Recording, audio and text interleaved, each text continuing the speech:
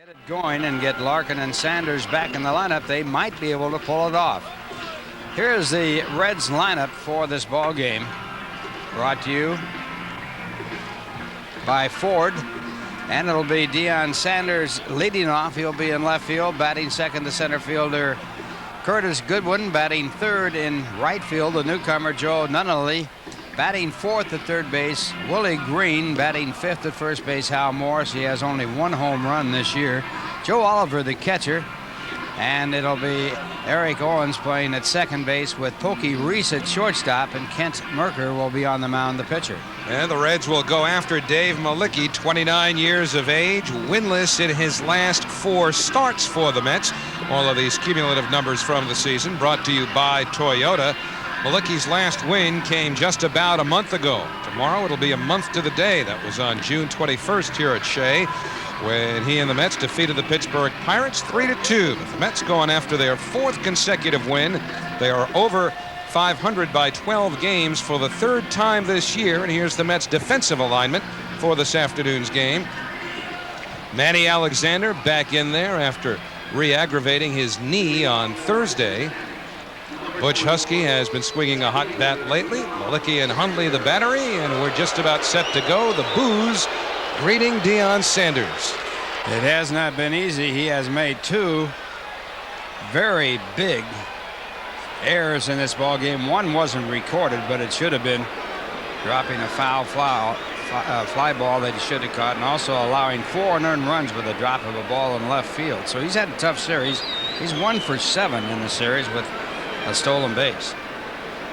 And Dave Mlicki gets set for the first pitch of the afternoon, and it's down and away for ball 1. Sanders with great speed, although hampered with an ankle injury, and the Mets shorten up on him all the way around. He leads the National League in stolen bases with 46. And he takes a strike, 1-1. Deion had been playing center field until he hurt that ankle. Now he's almost exclusively a left fielder, with the on-deck batter Curtis Goodwin getting the rest of the time in center. And the breaking ball missed. 2 balls and a strike on Sanders.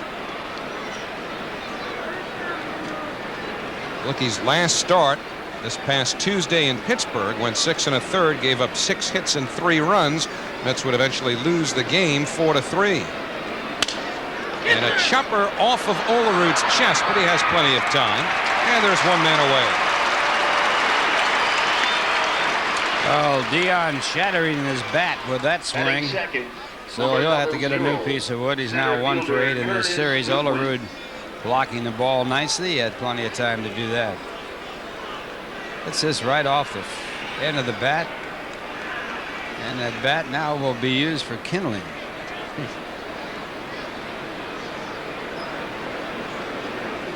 So 1 out, nobody on. Curtis Goodwin goes after the first pitch, and that's fouled outside first.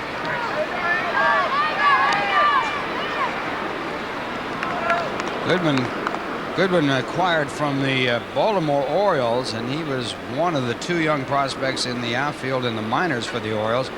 Alex Ochoa the other.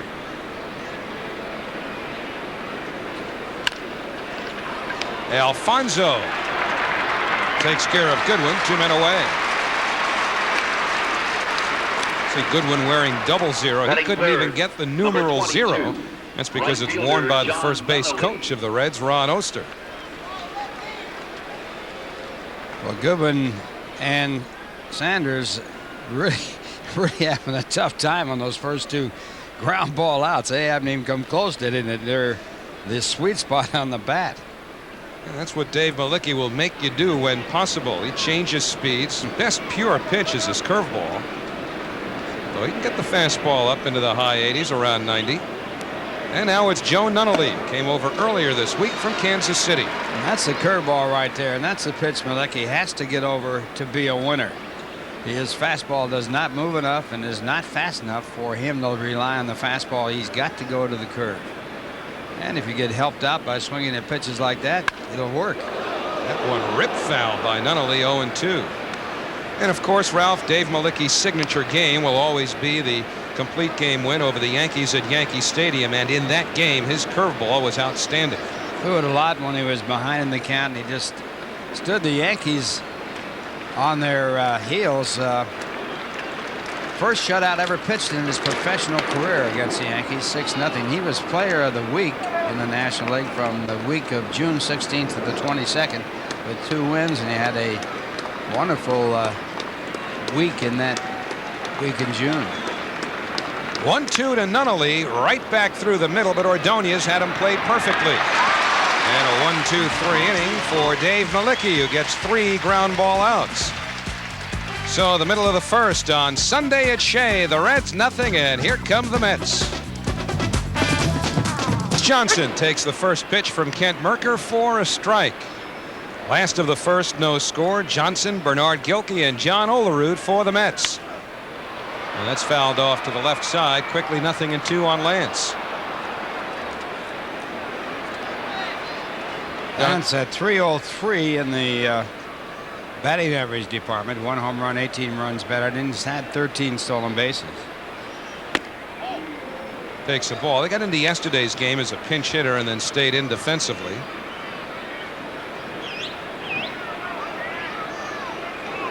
And the 1-2 hit in the air to straightaway center. In a few steps is Goodwin. And there's 1 man away. So, Ralph, let's take a look at the rest of the Mets batting order, brought to you by GMC. So Johnson out as the first batter. Gilkey batting second in left field. Batting third, John Olerud at first base. Batting fourth, the catcher Todd Hundley. Batting fifth, Edgardo Alfonso at third base. Butch Husky in right field. And Manny Alexander at second base with Ordonez, Ray at shortstop, and Dave Mlicki, the pitcher, batting ninth. And Kent Mercker delivers below the knees to yesterday's hero, Bernard Gilkey, who had the big 3-run home run that broke the 2-2 tie and gave the Mets the lead for good. That missed. It's 2-0. Gilkey moved to that second position in the batting order. The reason given was the fact that he should get more good pitches to hit, hitting ahead of Olerud and Hundley. He got one there, and he drives it into short center. So Gilkey has the first hit of the afternoon. And with 1 out, John Olerud will be the batter. Well, Kent Mercker's really revitalized his career this season for the Reds.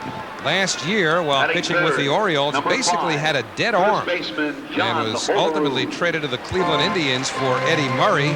Got into 10 games with Cleveland last year, all in relief, but this year they say he too is back throwing around 90. At least that's where he'll top out, and that's good to see, because for years Kent Mercker, one of the more underrated pitchers, I think, in the National League, as Olerud takes a strike, because all those big names in Atlanta, Ralph. Pretty hard to make a pitching staff when you have people like the Atlanta Braves have, and Tommy Glavine, John Smoltz, Maddox. 1-1 on John Olerud. Olerud's been in a batting slump most of this month. Batting average down at .293. Got into yesterday's game late. Did not have an official at bat. Still among the league leaders in RBIs, tied for 7th with Tony Gwynn. Each have 64. One of the ways to get out of a batting slump, and he's had a tough July, really has had a difficult time, is to use the hit and run. They have to concentrate on putting the ball in play. Also gives him a chance to hit through the vacated position of either the second baseman or shortstop.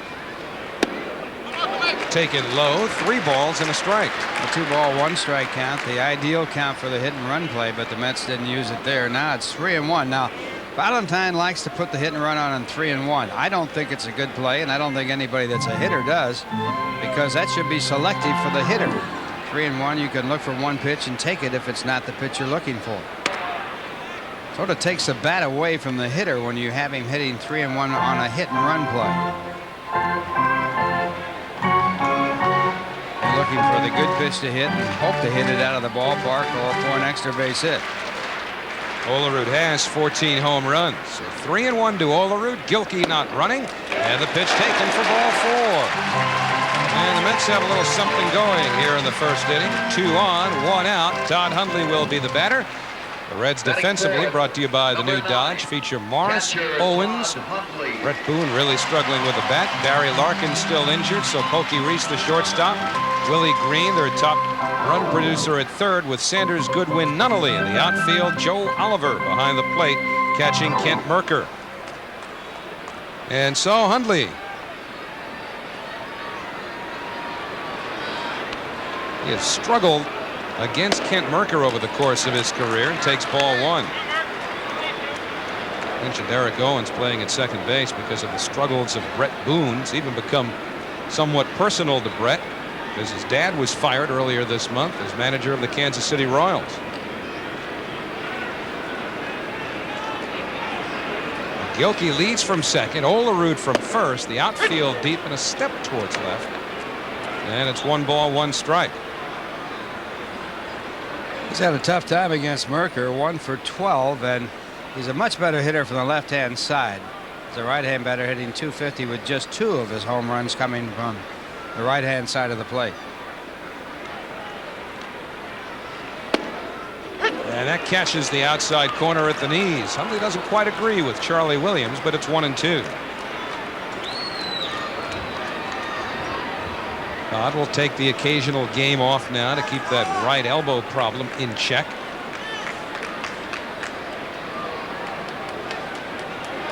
Todd hitting .306 with runners in scoring position. Club leader in that department is now Edgardo Alfonso, hitting 5th in the batting order. And the 1-2, Todd lays off and the count evens. Todd Pratt was the catcher in yesterday's game. Well, he is doing quite a job surprising everybody with his bat. Probably surprising himself too, considering the guy was out of baseball all last year after being cut in spring training by Seattle. So it'll be a 2-2 to Hundley. Off speed, ripped down the left field line, and it's extra bases. Gilkey scores as Sanders comes up with the ball. Olerud slides into third. Hundley standing at second with a double. 1-0 New York.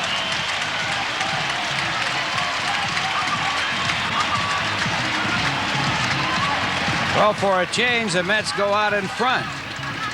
They've been coming from behind. They have come from behind to win 28 games this year, but this time they take the early lead as the fastball is hit sharply into right field over the head of Deion Sanders. He plays it well off the wall, gets it back in. The Mets get 1 run, take the lead 1-0.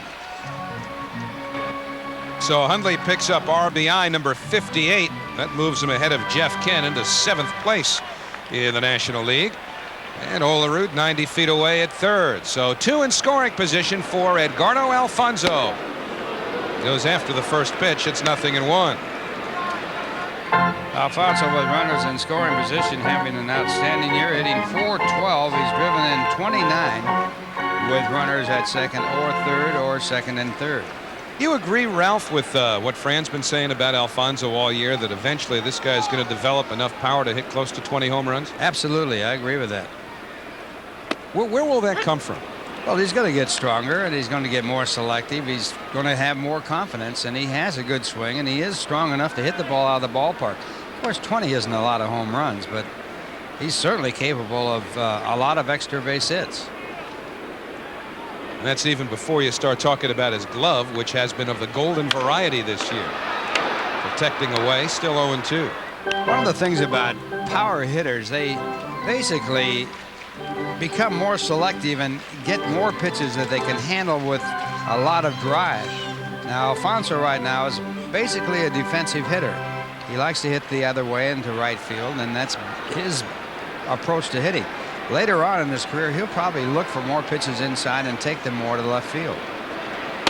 Inside 1-2, and you could see, because the center fielder's out of your picture there, that Goodwin ranging over towards right center against Alfonso. And they try to pitch him inside, and that's a pitch you can really handle if you become a good power type hitter, and that leads to more home runs.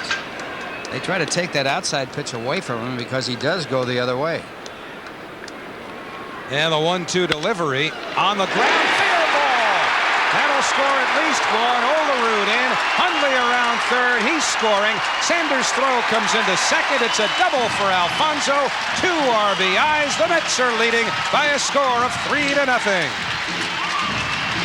And right there is exactly what we were talking about. They tried to pitch him inside, and he got the inside fastball and pulled it down the left field line. And when he learns to do that on a constant basis, he'll hit a lot more home runs. But look at this, right inside, takes it right over the bag at third base for the 2-base hit and 2 runs batted in.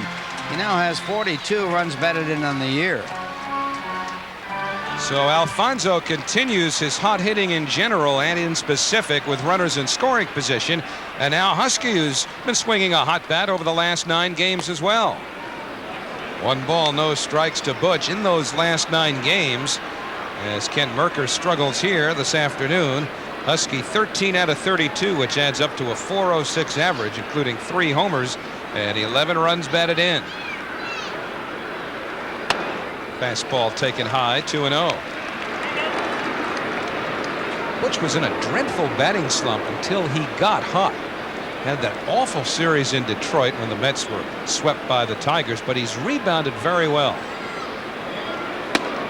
So, Ralph, does that tell you a little something just about the progress that Husky's making, that he can go into as bad a slump as he was in the first part of this month and come out of it as nicely as he has over the last week? He's going to be walked intentionally here. Yes, it does, because Husky is notorious for swinging at bad pitches, and when he learns to lay off of the bad pitches, and that's what puts him in those slumps, and he learns to get the inside pitch and hit it, and Gilkey has been working on him for 2 years about hitting inside fastballs, he's going to be a much better hitter. It's discipline at the plate that you're looking for, and Husky is learning some of that, and if he does learn the lesson well, you're going to see a pretty proficient hitter. Gilkey has been talking to him. As a matter of fact, Gilkey borrowed one of his bats. He wanted to borrow his game bat. He says, I'm looking for a bat with some luck in it. And he wouldn't do that, but he gave him a bat that was 1 ounce lighter, and Gilkey the next time up hit a home run. So they've got a pretty good thing going. And now Manny Alexander back in business after leaving a ball game against the Cubs on Thursday because he re-aggravated that tendon in his right knee. Remember, they did arthroscopic surgery on it when he got hurt last month. As Don Gullett, the pitching coach, comes to the mound, talk to Mercker. Remember when Gullett first came up that first year, 1970, they used him out of the bullpen. Could he ever throw darts? Oh, he could pitch. And with the Reds as a pitcher, he has a record of 91 and 44. He was an outstanding pitcher, and then went to the Yankees, hurt his arm. You know, every coach on the Cincinnati's coaching staff, including the manager, played for the Cincinnati Reds at one point in their career. Ray Knight, the manager of the Reds and a former New York Met, had a tough chore in Cincinnati when he came up. Alexander takes a strike. He was the man who had to become the Reds' everyday third baseman after Pete Rose left to go to Philadelphia. Tough shoes to fill right there, but he did a very good job and, of course, played well for the Mets. Alexander fouls it off, ball and 2 strikes. Went from the GOAT to the hero of the World Series in 1986. Was the MVP for the New York Mets in that '86 World Series against the Boston Red Sox with that great comeback win in the 6th game and also a comeback win in the 7th. He'd made a throwing error that he thought was going to stick in his craw all winter in Game 6 till that miraculous 10th inning comeback. So right here, Alfonso at second, Husky at first, 1 out and 3 runs in. And Alexander just gets a piece of the off-speed pitch. Alexander playing because of the left-hand pitcher.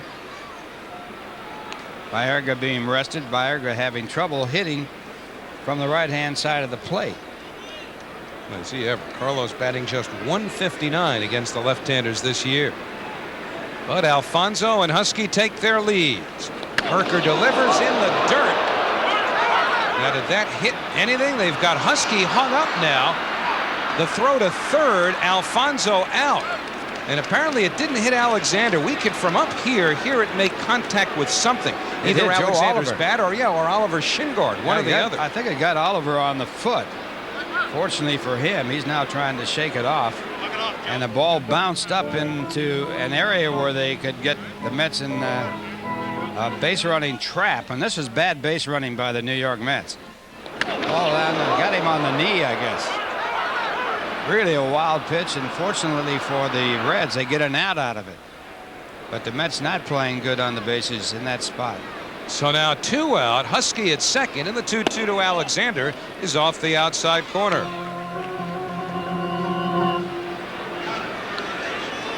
Alfonso seeing the ball get away, and then now a Husky picked off in the run down at first base. Alfonso has to go somewhere, and he's out in the play on Husky's bad base runner. Alexander elevates, and Goodwin simply waits, and the side retired. So the Mets do put up 3. There were 3 hits. They leave 1 as Mercker survives the first. But on the Modell scoreboard at the end of 1, it's 3-0 New York. Because the Mets will leave after the game tomorrow afternoon to go to first Los Angeles. They'll play 3 with the Dodgers, 3 in San Diego, a day off, 2 in San Francisco. Do they come home after California? No, because after a day off in San Francisco, they go to Houston for 3 and will not be back at Shea until August the 4th. And Ralph, you get the feeling that that road trip is going to tell us a lot about whether the Mets will continue to compete for that wild card spot the rest of the way. No question about it. The West Coast trip basically always a problem for the New York Mets. San Francisco playing outstanding baseball, although they have slumped lately, but the Dodgers have picked it up, and San Diego also has picked it up. So that'll be a tough trip, and of course it's a long one with Houston tossed in there. Breaking ball low to Willie Green as we start the second. It's 3-0 New York. Green, Hal Morris, and Joe Oliver for the Reds. And the fastball way upstairs, 2-0.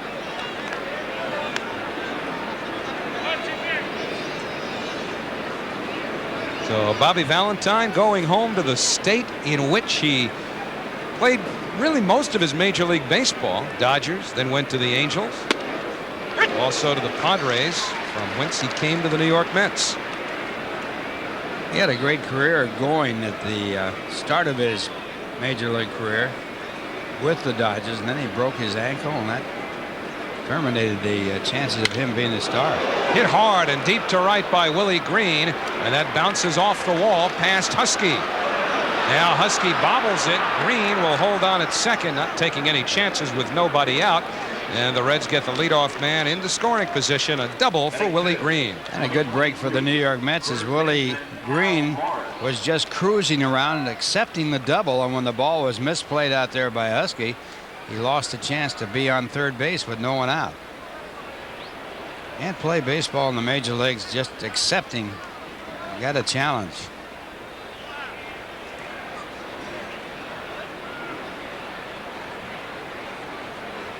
So Green at second, nobody out. Hal Morris will be the batter, and Dunkin' Donuts introduces a cool coffee drink. New Coffee Coolata. A cool, refreshing new taste. Available at participating Dunkin' Donuts shops throughout the tri-state area. Why don't you try one today? Reds trying to come back against the Mets, who have been the comeback kids of the National League lately.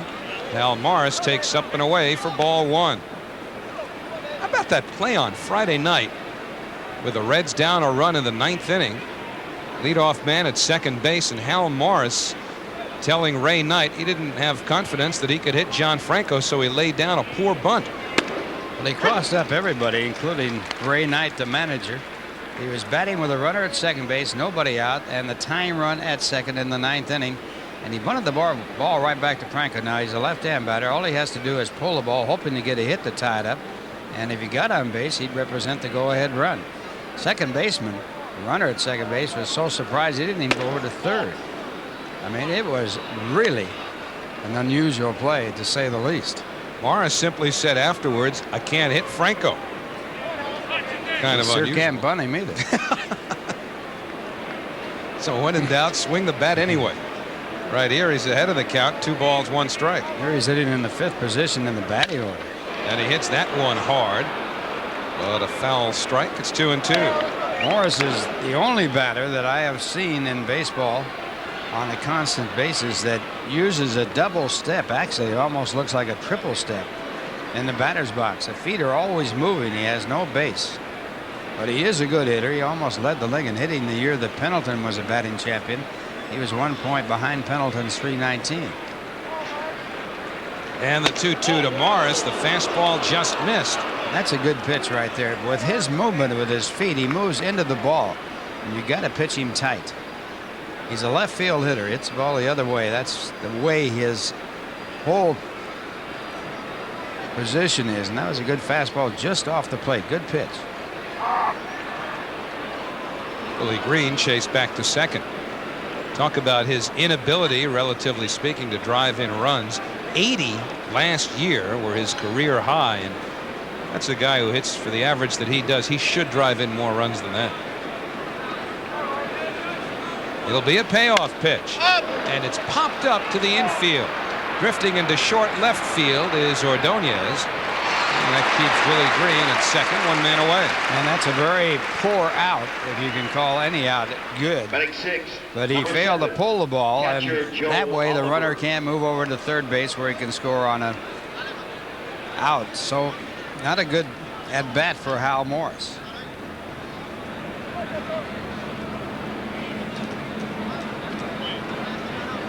See, Ordonez does not have the sunglasses on. In the early part of the day in the game that's being played here, the sun is left field, then it goes to center and then to right. So Joe Oliver, the Reds catcher, takes a breaking ball in the dirt. You ever wear that gooey stuff under the eyes when you play the outfield? I think I probably did till I found out it doesn't do any good. Well, now you just killed my follow-up question. Then you got to wash your face, and that makes another thing. The 1-0 to Oliver, hit hard, but right at Ordonez. Willie Green not tagged. And the play at second base, and I don't think anybody on the infield knew what the deal was. I don't know what was taking place with Alexander at second base. The throw was to second base to get the runner who started to go to third.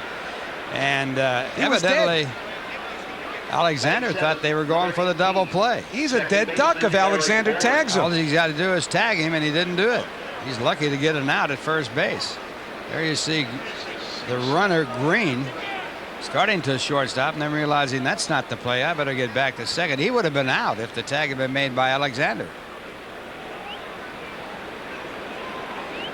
Well, Green was the runner at second base on Friday night who didn't advance.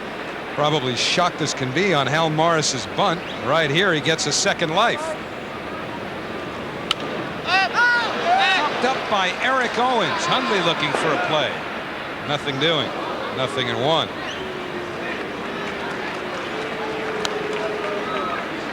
Typical 6-4-3 putout. Never mind a double play. When I say I don't think anybody on the infield knew what was going on. Well, I think Ordonez knew what was going on. Let me amend that and simply say Manny Alexander. Ordonez making a very flashy play of throwing to second base. And then Alexander not making the tag and throwing on the first to get the out. But they want to get the runner that's in scoring position more than they want to get the man at first. Looked like Manny was admitting guilt in the vapor lock charge. Eric Owens takes outside, 1-1. Of course, Ordonez made that play look so smooth. Maybe he fooled Alexander into thinking that it was a double play possibility. That could have been it. They really could have been it.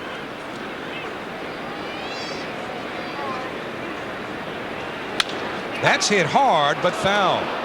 Third base up, Angel Hernandez getting out of the way. It's 1-2.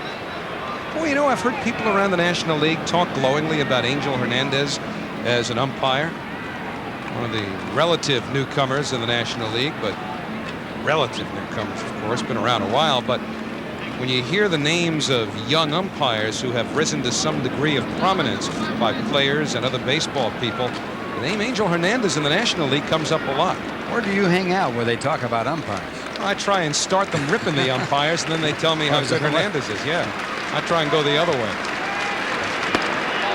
Off the outside corner, 2-2.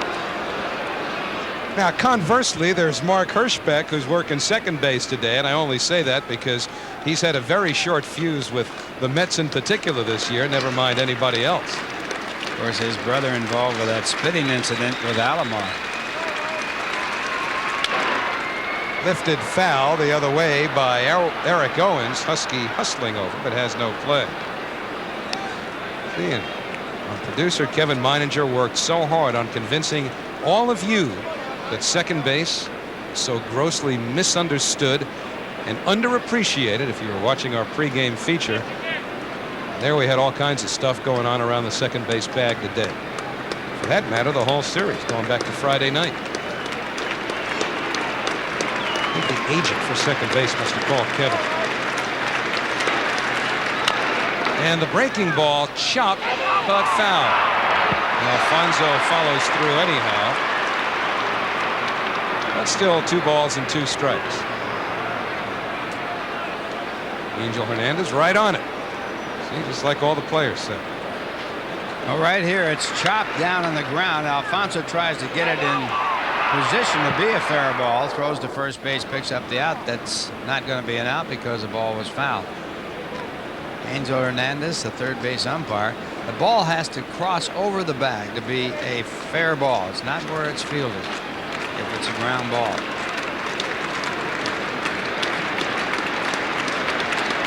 Two and 2 to Owens with 2 out. Willie Green still at second. And there he dives. First strikeout for Dave Mlicki. And the Reds are done in the second. No runs. Leadoff double. Middle of the second on the Modell scoreboard. 3-0 New York. Second and takes a strike from Kent Mercker. 3-0 New York.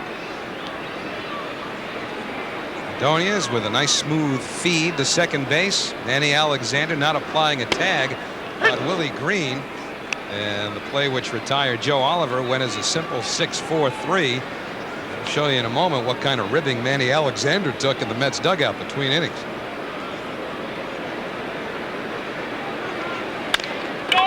Towards the hole, cut off by Morris. Mercker a little late getting over, but finally does get there, and there's 1 down.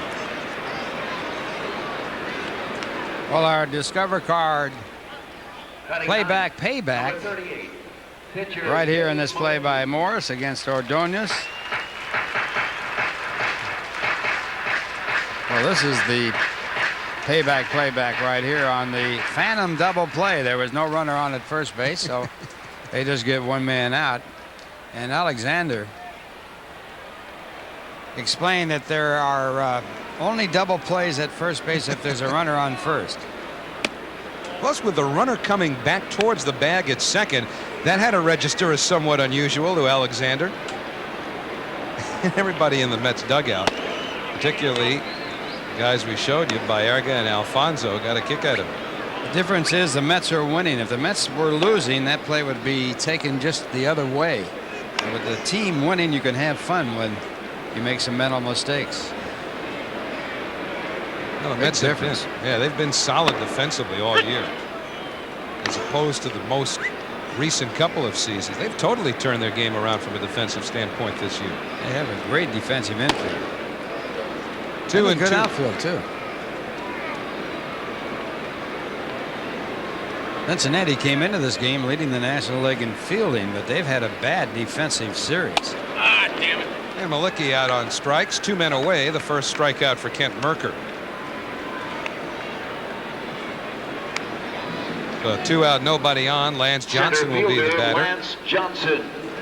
Usually, Ralph, the guys who win Gold Gloves, and boy, Cookie Rojas has had a lot to do with the Mets' improved infield play, but usually guys who win Gold Gloves probably have Gold Glove caliber seasons for a year or 2 before they're finally awarded that kind of recognition, don't they? It takes a while to get the attention of all the people who vote. And reputation, of course, does build it up. Lance Johnson finds the hole. So the Mets with their 4th hit of the ball game. 2-out single for Lance Johnson here in the second.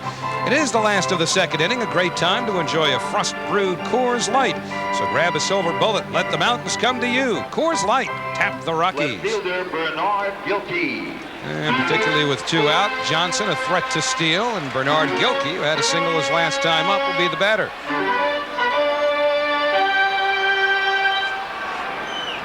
When you're trying to get a hitter going, as Bobby Valentine is with Gilkey, would it be a distraction for Gilkey if Johnson were to be running?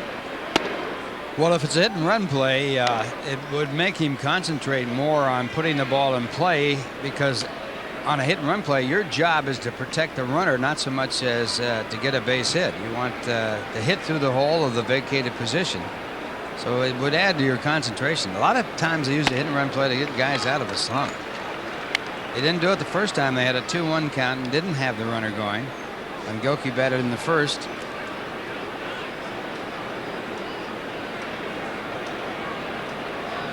Right here, it's 2-0 on Gilkey, and the pitch taken on the outside corner for a strike. There's a 2-0 pitch, and there was an off-speed pitch and then a perfect location, and that's what happens to batters when they get in those slumps. Pitchers make all those great pitches. Off speed, ripped to left, laid on a hop by Sanders. So Gilkey right on that pitch, 2 for 2 this afternoon.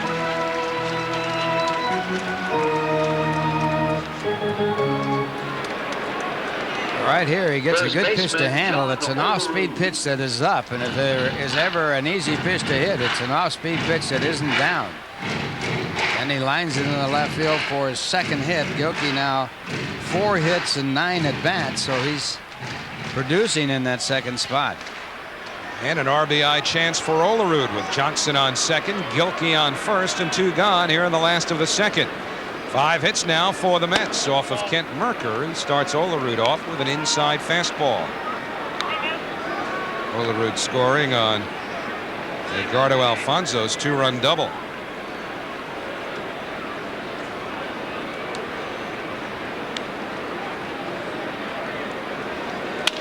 And that's hit in the air to right field. No Nunnally there, and the side retired. So the Mets get a couple of 2-out hits, but leave them aboard. And at the end of 2 on a sunny afternoon at Shea, 3-0 New York.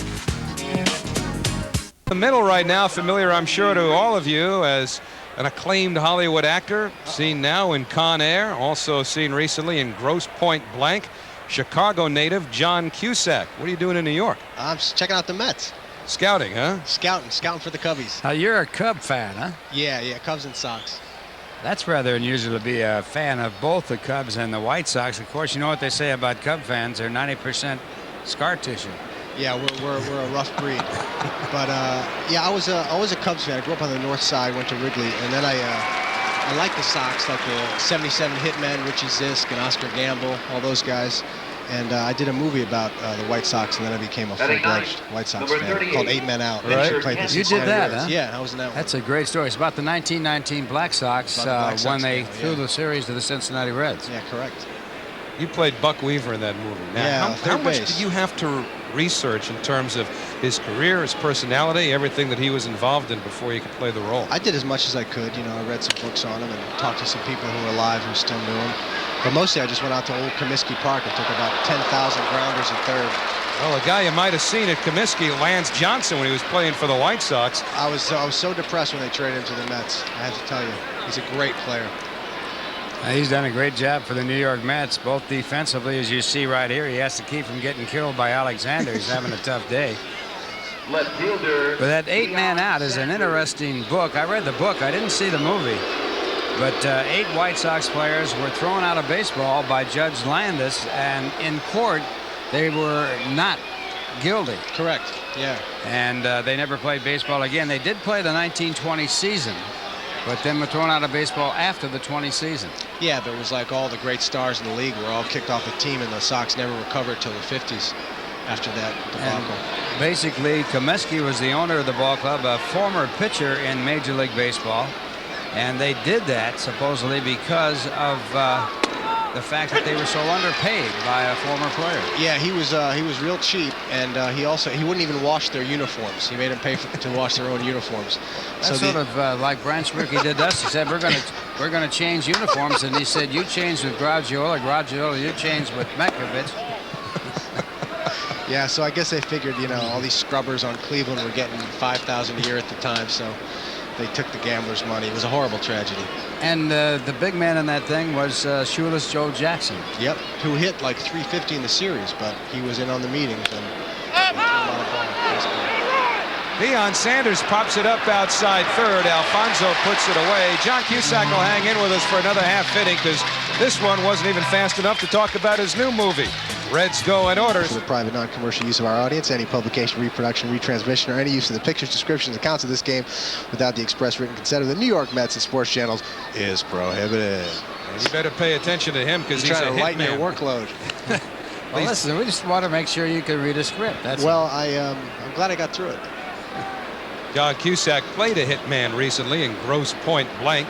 1-1 to Todd Hundley, who's been something of a big hitman for the Mets over the last couple of years. And as John Cusack, a Chicago native, did you know Todd at all growing up? No, is he from Chicago? Yeah.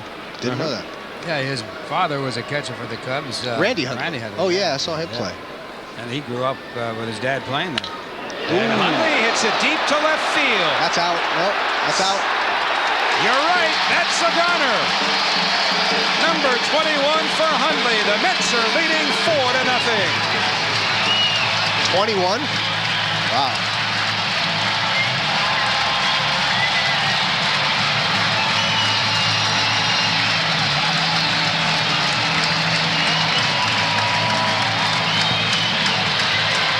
Third home run of the year from the right side for Hundley. And the Mets now with a 4-run lead off of Kent Mercker. And this is the 10th home run given up by Kent Mercker, and it's a low fastball, and he took it downtown to the near north side. Oh. Edgardo Alfonso fouls one straight back, aiming for John Cusack. And Sanders got back there, but Mark wasn't big enough to nice hold catch in the Hundley's bullpen. 21st. Yep. It was a good catch in the bullpen. You see one of those people in the bullpen before long, the way Mercker's going. Mets with 4 runs on 6 hits now.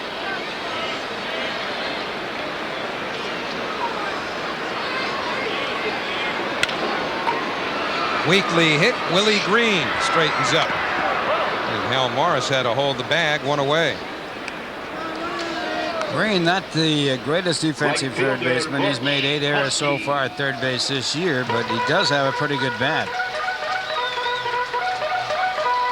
Here's a replay as he comes up with a soft ground ball. Takes his time, and that's when you throw it away. You got to really be a little more aggressive than that. And Morris saves him at first base.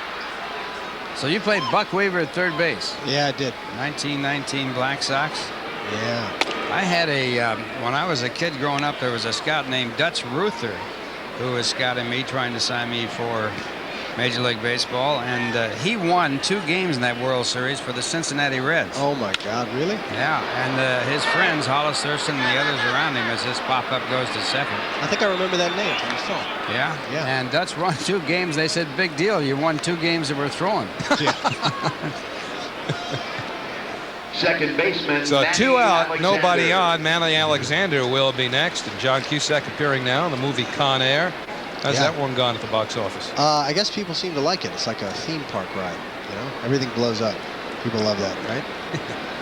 Do you play in any of those Hollywood Stars baseball games at Dodger Stadium? Or? No, I haven't actually. But in Chicago, I've done a couple things. I'll get back to Chi-Town.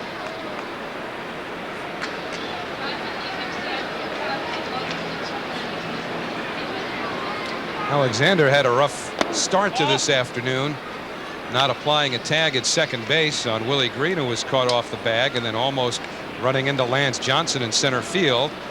Alexander back in business now after that knee surgery, aggravated again on Thursday, as we told you before. And another one right now is just going to make sure to get enough time in to stay sharp. That's what Bobby Valentine's been so adept at doing this year, handling the Mets' extra players, make sure no one goes stale.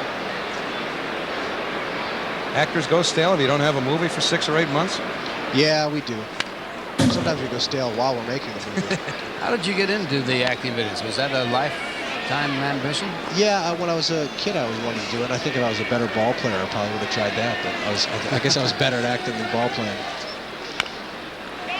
Little nubber, Mercker hurrying, and a nice shovel to get Alexander.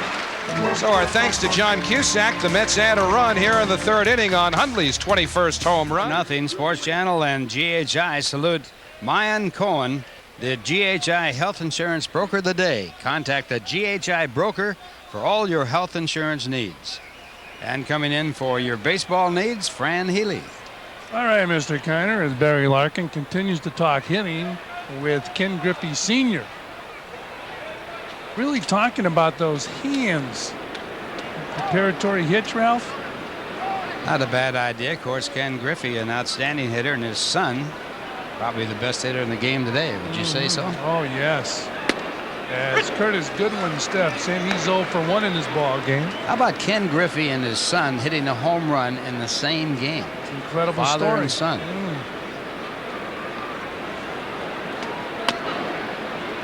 The pitch is up high, 1 ball and 1 strike. Ken Griffey thought he had a batting title one year while playing for the Cincinnati Reds. He sat out the last game of the year and thought he had a chance to win the championship. Bill Madlock went 4 for 4 for the Cubs and passed him.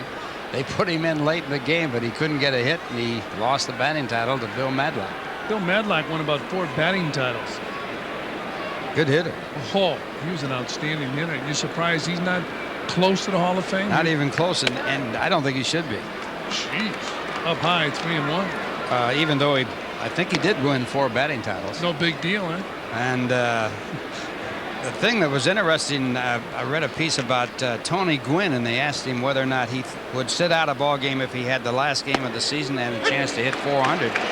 He says, no way. He said Ted Williams would probably get on an airplane and come out and beat him up if he sat out that ball game. Yeah, Ted Williams had an opportunity to sit out a game and told Joe Cronin, I'm going to play. He played 2. Played a doubleheader.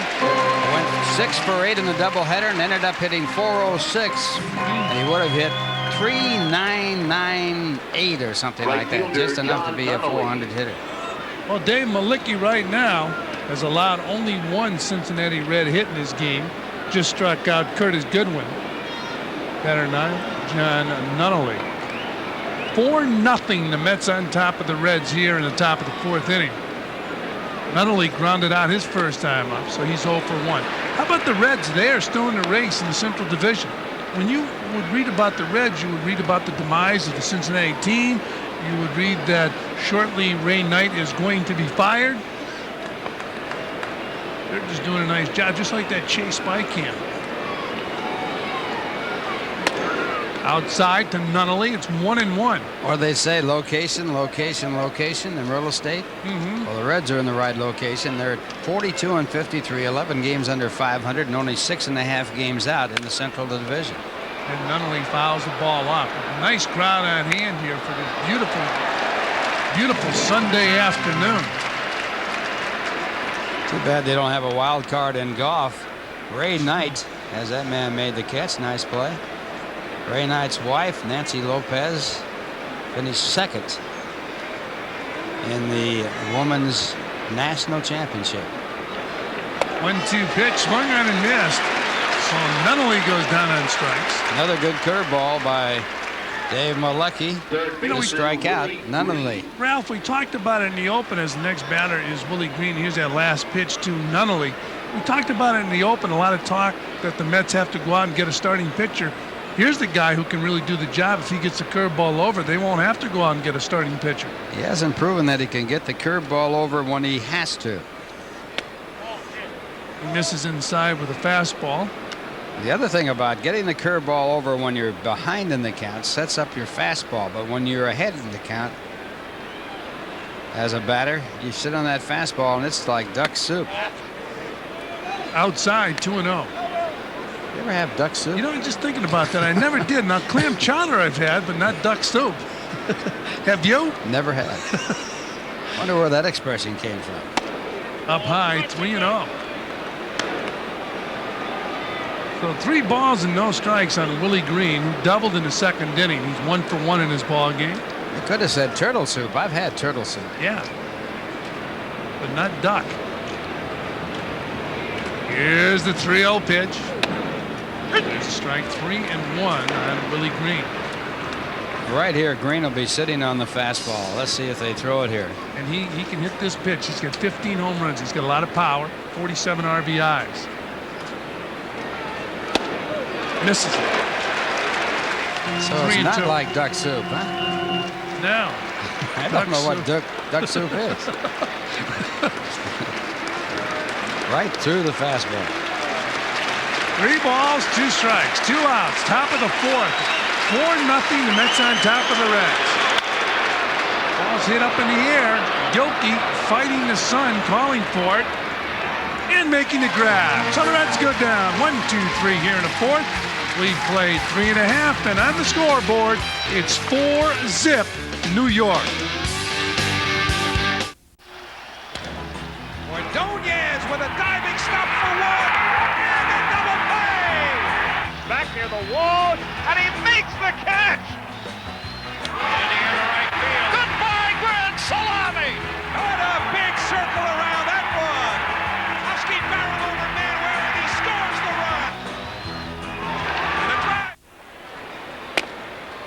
Well, back here at Shea Stadium, 0-1 now on Ray Ordonez. It's 4-0. The Mets on top of the Reds.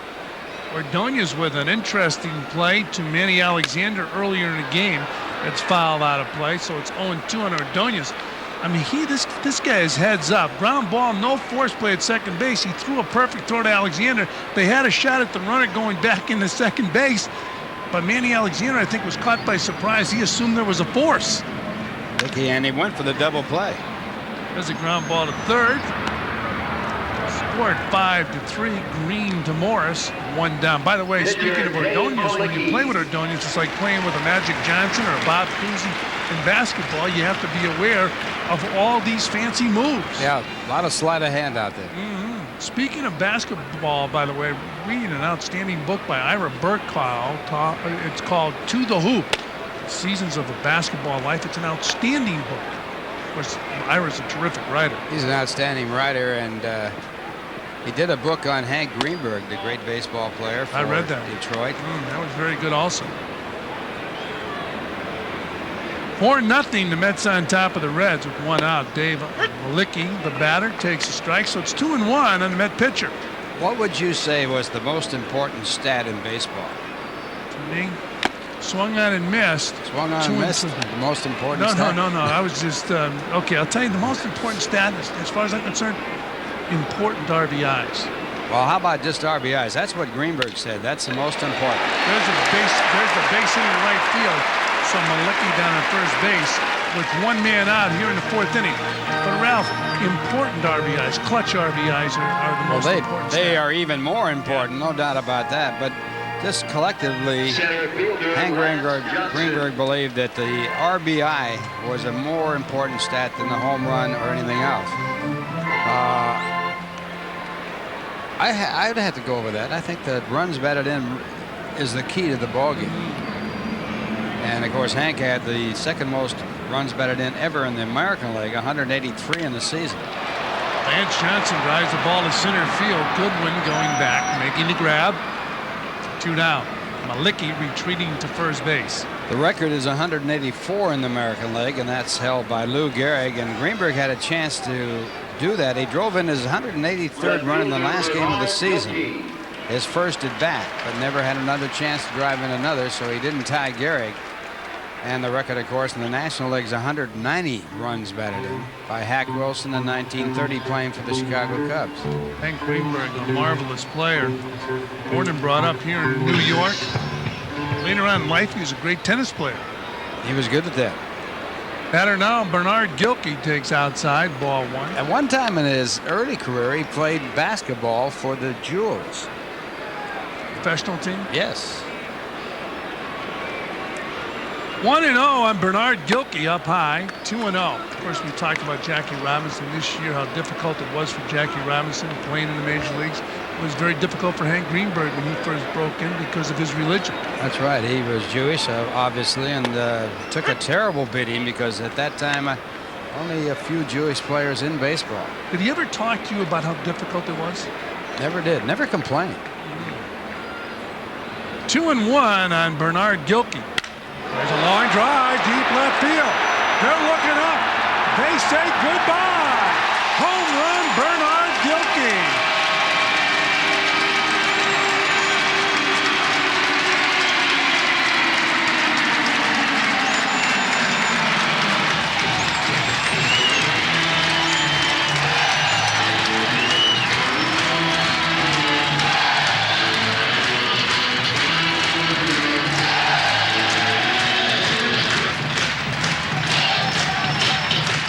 Well, Bernard Gilkey, in his last 4 games, has hit 3 home runs. His 3rd hit of this ball game, 2 singles and the home run. And the Mets now lead it by a score of 6-0. And the 2nd home run given up in this game by Mercker, his 10th and 11th. And Gilkey got all of this fastball, and it is long gone. 3 for 3 in today's game as John Olerud steps in and takes a strike. Olerud is 0 for 1. He's also walked and scored a run. Bernard Gilkey is starting to catch on fire. Breaking ball misses up high. 1-1. Well, here's that fastball he gets, and it's right where he can take it in the air out of the ballpark. And Gilkey moved in that second position by Bobby Valentine, saying he'll get more good pitches to hit. And so far, it is true. 2-1 now on John Olerud.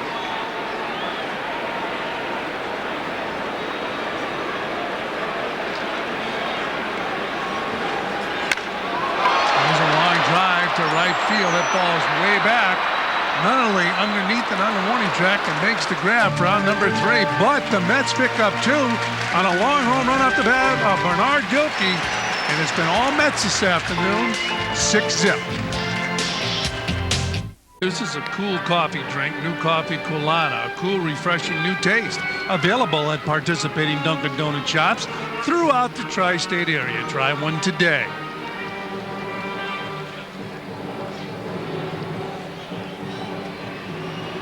Well, a good crowd here at Shea Stadium, one of the big ones for this Sunday game with the Cincinnati Reds, and the Mets certainly performing well here, leading by a score of 6-0.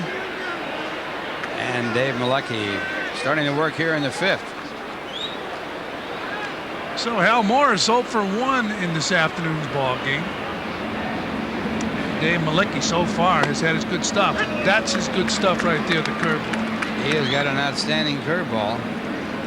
And that's going to make him an outstanding pitcher if he can learn to get it over. Get it over when he's behind in the count. Fastball beats him. And when you're up in a count, you're more aggressive on that fastball. A hitter is. Well, you can forget the curve and just look fastball. And if the curveball does come, it doesn't get you out. Just another strike. Griffey and Larkin still talking about swinging that bat. Ken Griffey Sr. had a fine career as an offensive player with the Reds and a defensive player. Down low, 1-2 on Morris. We'll see if they come back with the hook now. I asked Ken Griffey Sr. about his son's ability to hit left-handers. He said the reason he has it is because he was the guy who threw batting practice to his son all the time, Ken Griffey Sr., who was left-handed.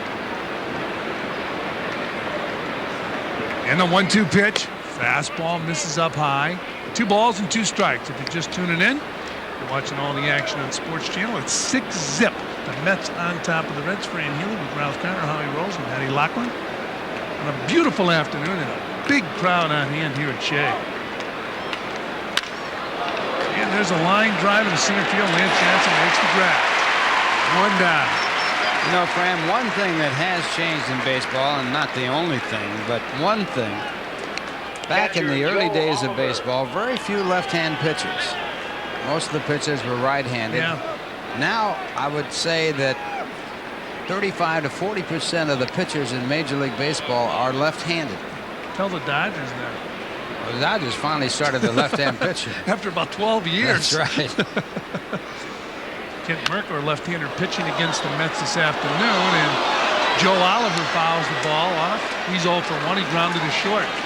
Now here's a guy you and Howie were talking about before, Kent Mercker. When he first came up with the Braves, they said, can't miss, will be a star.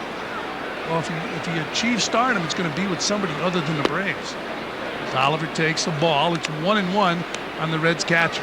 Yeah, it seemed like a surprise when the Braves got rid of him. He went to Baltimore and then didn't do well there. Went to Cleveland, didn't do well there. That was last year. Doing fairly well with the Cincinnati Reds. There's the hook, but it missed. So it's 2-1 on Oliver.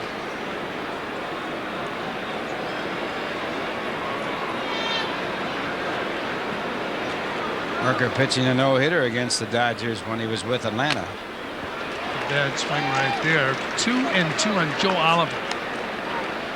Why do you think there were so few left-handed pitchers years ago, Ralph? I don't think that. Well, because when you went to school, in the days when I went to school back in the 30s and 40s, if you were left-handed, they made you right-handed. You couldn't write left-handed, and so you learned to use your right hand, and I think probably that had something to do with the fact that there weren't that many left-handed pitchers. They discouraged left-handed writing in school, I heard years ago. That's right. They made you had to write right-handed. Yeah. You know who writes left-handed and throws right-handed? Brooks Robinson. 2-2 pitch popped up into shallow right field. Alexander and Olerud making the grab. 2 down.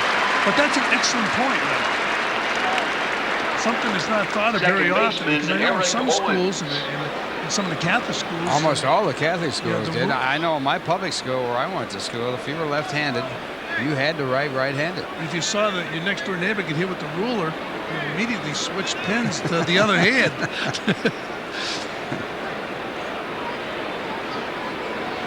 Little did they know how important left-handed pitching would be someday. Dave Mlicki getting ahead, throwing strikes. Eric Owens, the batter now, he lines a shot in left field. So Owens picking up his first hit of the game. He struck out his first time up. Shortstop, Pokey Reese. Owens very disgruntled when they brought up Jason Boone from his club, the Indianapolis Ball Club. He thought he should have been the one that was brought up. They did send Jason back to the minors, and Owen was brought up. He was hitting .308 with 9 home runs, 36 runs better than Aaron Boone. That's right, it was Aaron Boone. When they sent Brett Boone down, Aaron Boone was brought up, replacing his brother. Fastball up high to Pokey Reese. Think of this. Why aren't there more left-handed golfers?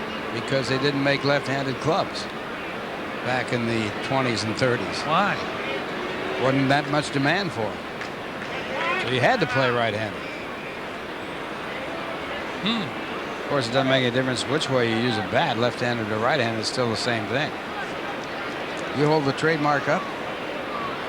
My bat was strictly for right-handers. In fact, I think I used a bat that was strictly for left-handers.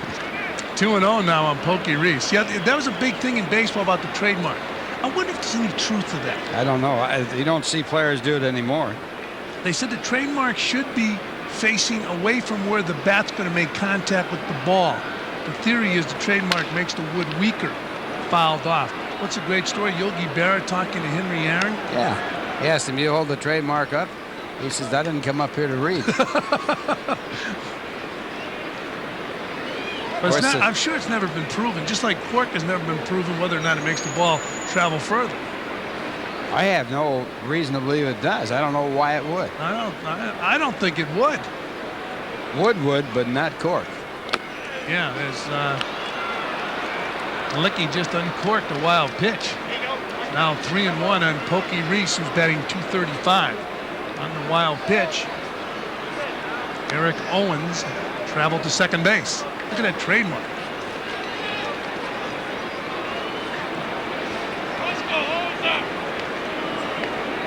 You know what I've never heard, Ralph, in all the years somebody come into the dugout and say, the reason I broke the bat is I hit it on the trademark. Have you ever heard that? Not lately, but when I was playing, everybody held the trademark up. But nobody walked in and said, I hit it on a trademark, that's why I broke my bat. No. It's usually in the hands where you break your bat. Pokey Reese pops the ball up in foul territory, and Carter Alfonso over. Either on the hands or the end of the bat. Of course, the lamentations on a baseball bat run parallel to the trademark. And you want to hit it so the lamentations don't split apart. So you really want to hit it on the grain.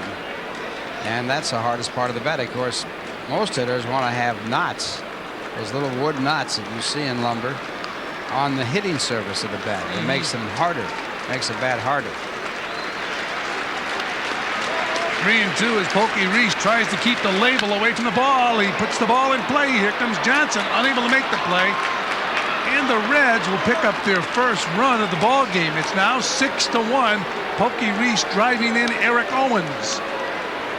Well, a 2-out base hit, breaking up the shutout by Dave Mlicki, who had a shutout against the Yankees back in June, his only professional shutout in his career. Hitting for Kent Mercker, number 20, Jeff Branson. So that'll get the pitcher out of the ball game. Kent Mercker leaving the game for a pinch hitter. Jeff Branson will be the batter for Mercker. Ray Knight going over to talk to the southpaw. Reds are playing catch-up baseball. They've lost the first 2 of this series. Mets are playing good ball.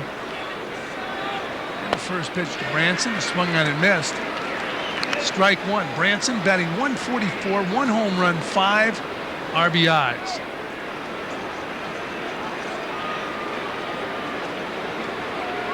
Another afternoon game tomorrow afternoon here at Shea Stadium. Outside, 1-1 on Branson.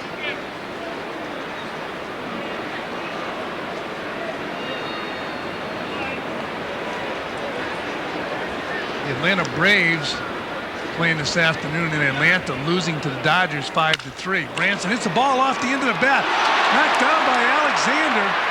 No play. So the Reds have runners on first and second with 2 men down here in the top of the 5th. Here's our Discovery Channel replay. A good attempt by Alexander at second. Now remember, he has a bad knee, and this won't help it any. He smothers the ball, keeps it there, doesn't have a chance to get the force play at second to end the inning, but a good try by Manny Alexander playing second base with the left-hander starting the game for the Cincinnati Reds. So the Reds have runners on first and second with 2 men out. Deion Sanders, who got around the booze, heard that in the background, is 0 for 2. He's the batter, batting .287.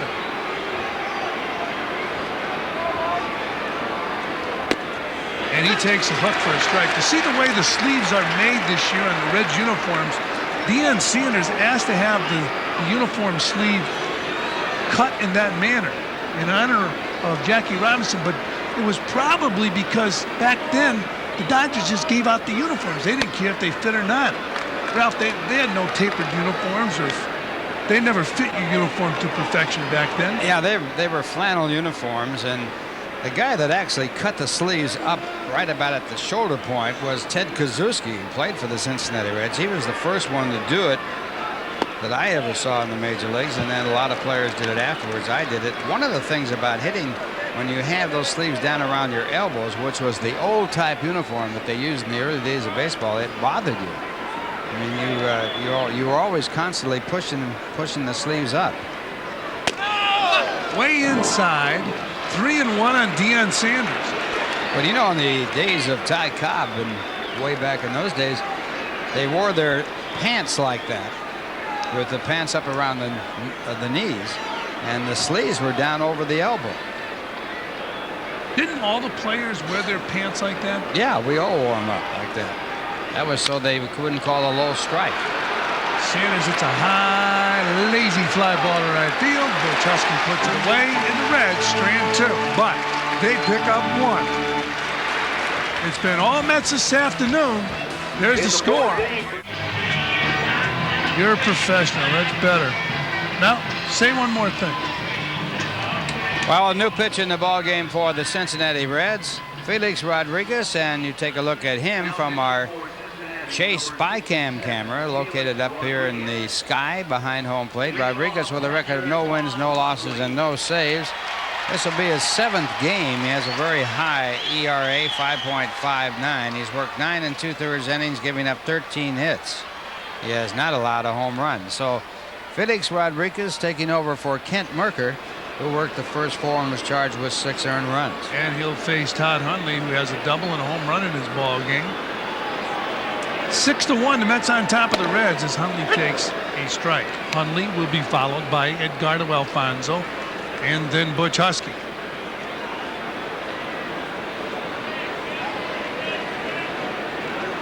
No one pitches outside. 1 ball and 1 strike to Todd Hundley. After the game tomorrow afternoon against these same Cincinnati Reds, the Mets will fly to L.A. Ball hit off the end of the bat. Green to Morris. Safe. Hundley 3 for 3. He has a double, a home run, and a single.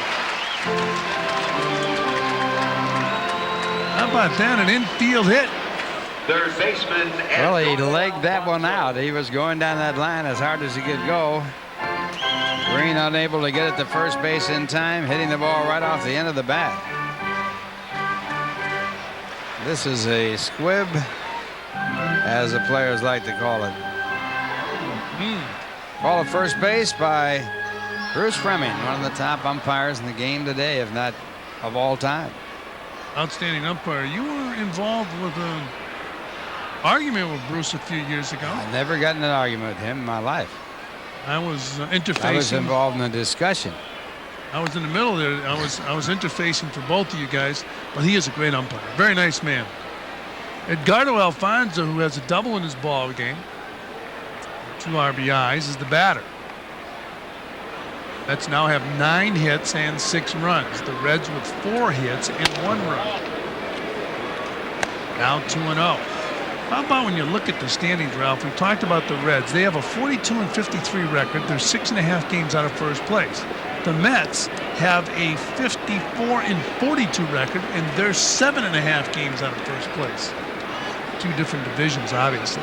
Well, that's what you get with divisional play. Up high.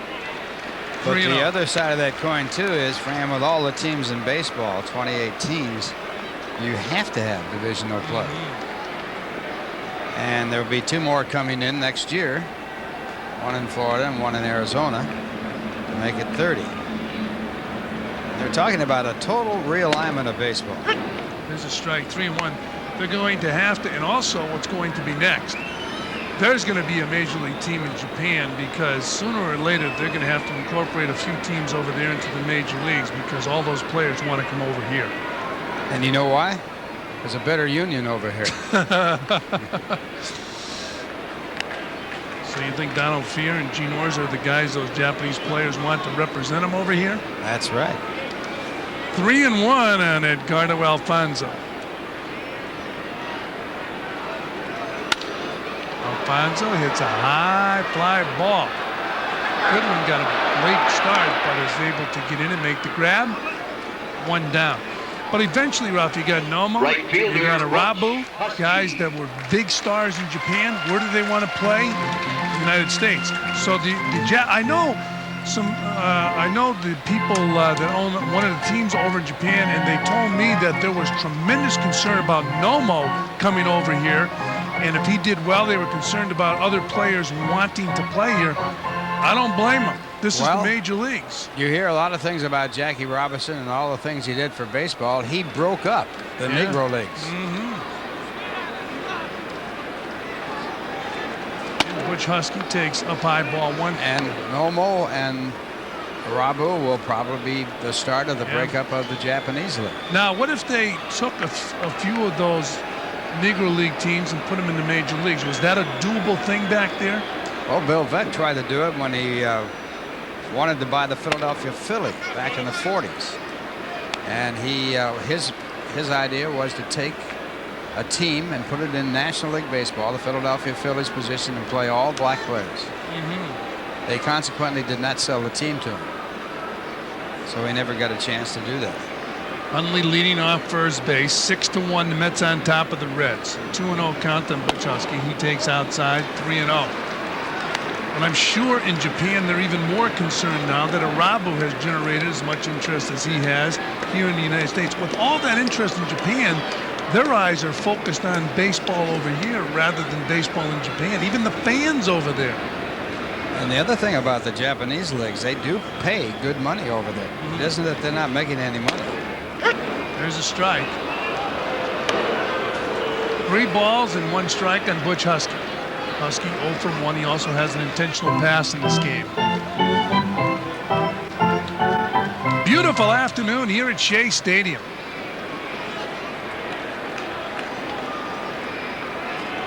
The 3-1 pitch. Hundley was on the move, and Husky fouls the ball back. This is about as perfect as you can get. No humidity, bright sunshiny day, a day ball game, a good crowd on hand, the upper deck with a lot of fans in it. I think Doubleday had this in mind. Nelson Doubleday. or Abner. They are related distantly, both in time and also in relationship. Fouled back. So we'll do it again in 3-2. Alexander Cartwright was a man who actually invented what we know as baseball today. He was an architect, I believe, wasn't he? Engineer. 3-2 on Butch Husky. 1 out. Husky about 250 pounds and fouls the ball right back here. When they foul back here with that much velocity, he's late. He's late, but he's also strong. Yes, he is. You can judge the strength of a hitter by his foul balls. Well, Butch Husky is one of those hitters, Ralph. Look at Jack. Jack didn't know which way to go. It went right over his head. Hit that cement facade. He was on the ground. I have full confidence in Jack.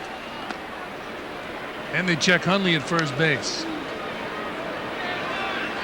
Mookie Wilson telling Todd Hundley, don't get picked off. 3-2 on Butch Husky. Another one that's rocketed back here. So we'll do it again at 3-2.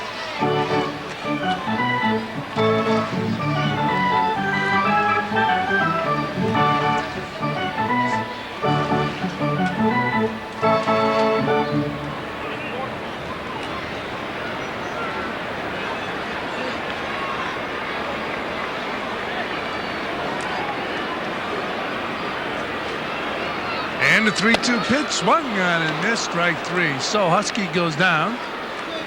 2 men are out. And Felix Rodriguez will now face Manny Alexander, who's 0 for 2. It was a wild play earlier in the ball game when the ground ball was hit to Ordonez with the runner on second base. And Ordonez made a perfect throw to Alexander and really had the runner if the Alexander applies the tag. But Alexander thought there was going to be a force, so he tagged second and flipped to first. Trying to make a double play that couldn't be made. This Ordonez thinks so far ahead, doesn't he? Pulled foul. Of course, Alexander by trade is a shortstop, not a second baseman.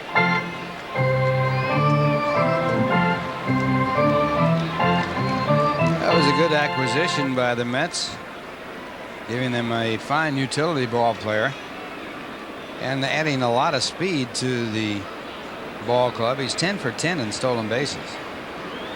0-1 in Alexander. Swung on and missed. Prior to the ball game on the pregame show, Matt Lachlan was talking to Carlos Baerga, and Baerga said the one shortstop he has to watch, and you have to always be aware of him, is Ray Ordonez.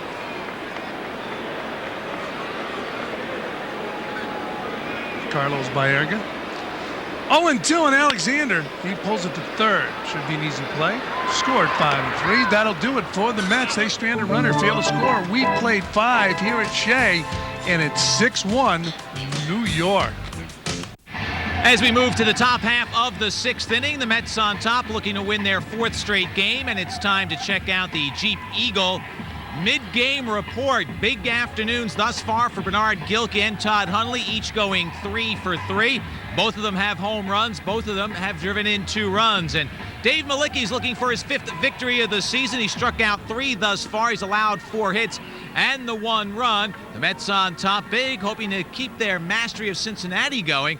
Of the 9 games they've played against each other thus far, the Mets have come up with 7 wins. They love to make it 8 out of 10 on this fine afternoon. As we go back upstairs to you, Fran Healy. All right, Matty, and Ray Knight looking on. The Reds are losing to the Mets right now, 6-1.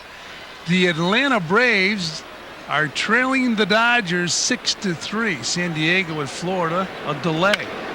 Get there! Curtis Goodwin hits the ball hard, but right at John Olerud, 1 down.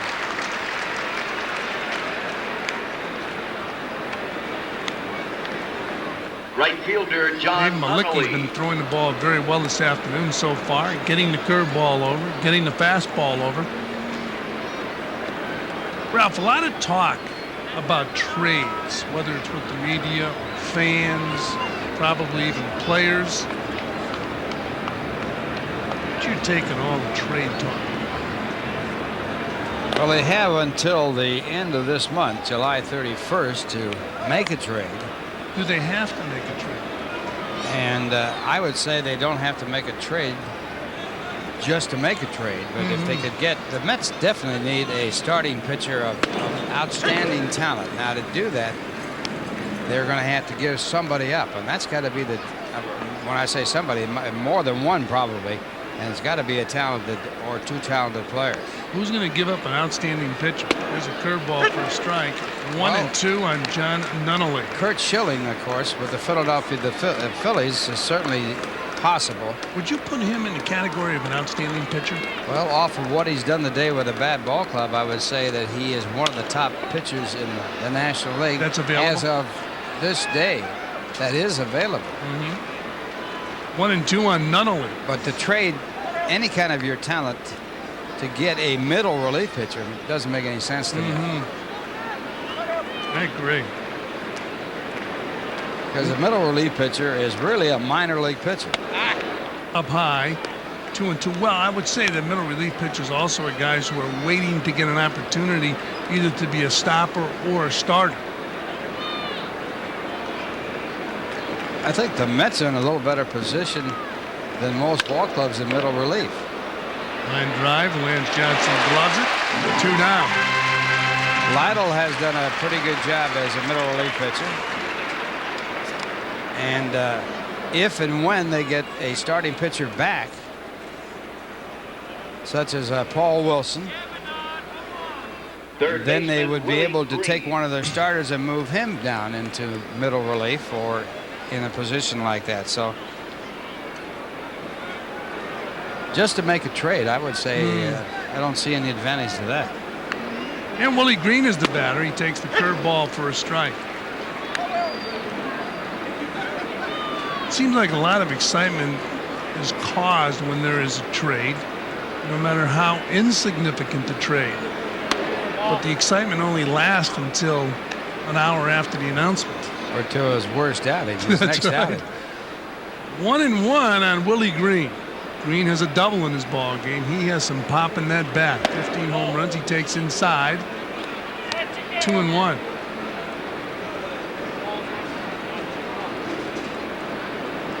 Little brush back pitch here to keep Willie Green from leaning over the plate. He gets a fastball by him. 2 balls and 2 strikes as Green swings late and fouls it off. Interesting thing about acquiring a player, you're only going to get a player from a team that's out of the race. And why are they out of the race? Because they don't have good players. There would be a possibility of a Schilling coming over because the Phillies are definitely out. And so is Willie Green. He takes a curveball for a strike. So the Reds go quietly here in the 6th, 3 up, 3 down. We played 5.5 at Shea, and it's 6-1 Mets. Way back left field, looking up and over. Goodbye home run. Everett back makes the play. Ray Ordonez does it again. Drive in the air to deep right field. Forget it. That is long gone. Line drive, base hit. Mets win. Mets win. Catch the excitement at Shea as the Red Hot Mets battle Ray Langford and the St. Louis Cardinals on August 4th and 5th. For tickets and information, call 718-507-TIXX. 6-1, the Mets on top of the Reds. Bottom of the 6th inning, Ray Ordonez, the batter, facing Felix Rodriguez. Ordonez 0 for 2.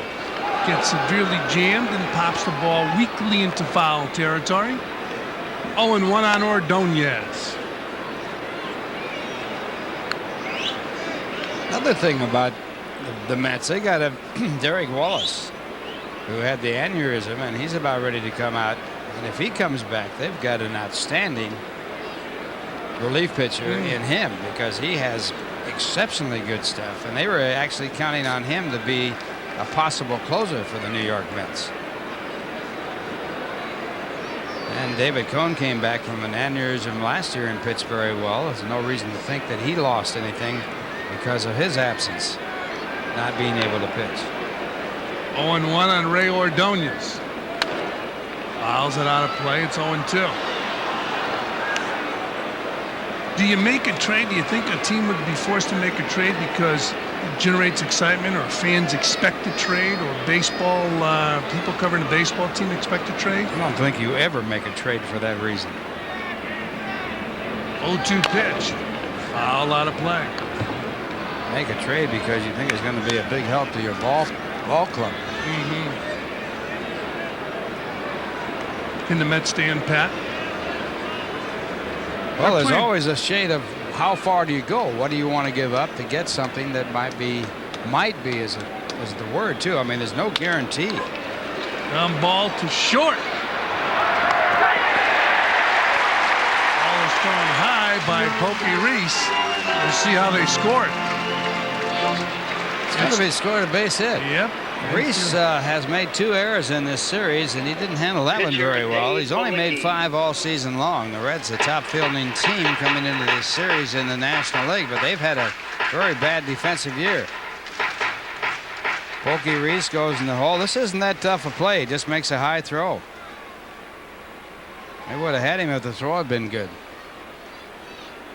Batter now, Dave Mlicki, and it's a fastball inside from Felix Rodriguez. Ball 1.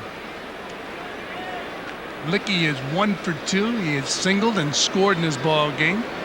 6-1, the Mets on top of the Reds. We're in the bottom of the 6th inning. Fran Healy with Ralph Conner, Howie Rose, and Matt Lachlan. And a beautiful afternoon for a game here at Shea. Watching all the action on Sports Channel. We'll be back at you from Dodger Stadium on Tuesday night. Runner on the move to throw. They got him. Outstanding throw by Joe Oliver to cut down Ray Ordonez at second base. Ray now 9 for 12 in stolen bases. That might have been a hit and run play as Ordonez is running with a pitch and Mlicki swings at the ball. This is the Modell's replay. Mlicki trying to protect the runner, but he misses the ball entirely, and Ordonez is out on what should have been a hit and run play. How about the Mets pitchers? 3 home runs this year. Reynoso, Clark, and Reed. And Mlicki hammers the ball in the left field. This should be extra bases. He heads for second. Safe. So Dave Mlicki with his second hit of the game.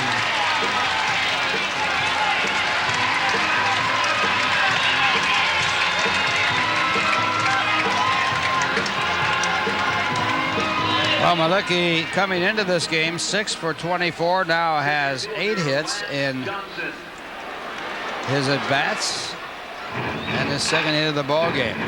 Gets a fastball and it's down in the left field corner for a 2-base hit. Sanders plays it off the wall.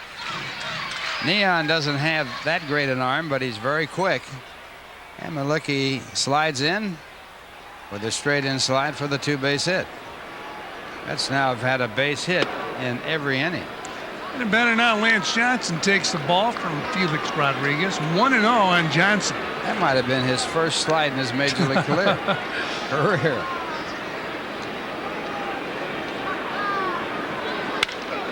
ball's hammered in right field. Mlicki will hold on at third base.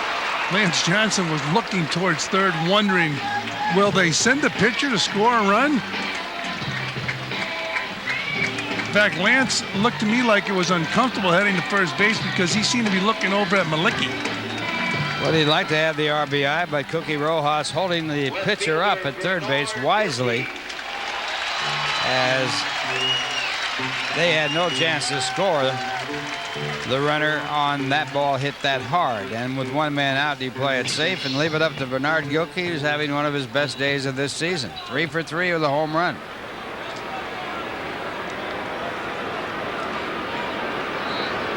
Runners around the corners. Bernard Gilkey takes outside, ball 1. 1-0 on the Met left fielder. He's 3 for 3. He's got his average up to 222. He's got 11 home runs and 49 RBIs. The average is overrated as long as he drives in runs. Ralph, we were talking about Hank Greenberg before. Yeah, he's driven in some runs. He's driven in some key runs. Of course, he won the game yesterday. That's the most important thing of his key RBIs. The average is the most overrated stat. Absolutely.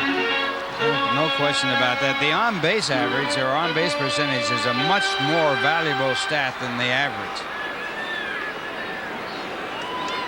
Well, it's glamorized, the batting averages. Maybe if you took it out of the newspaper every day and took it off the television set every day and just used the home runs and RBIs, people would say that batting average is overrated.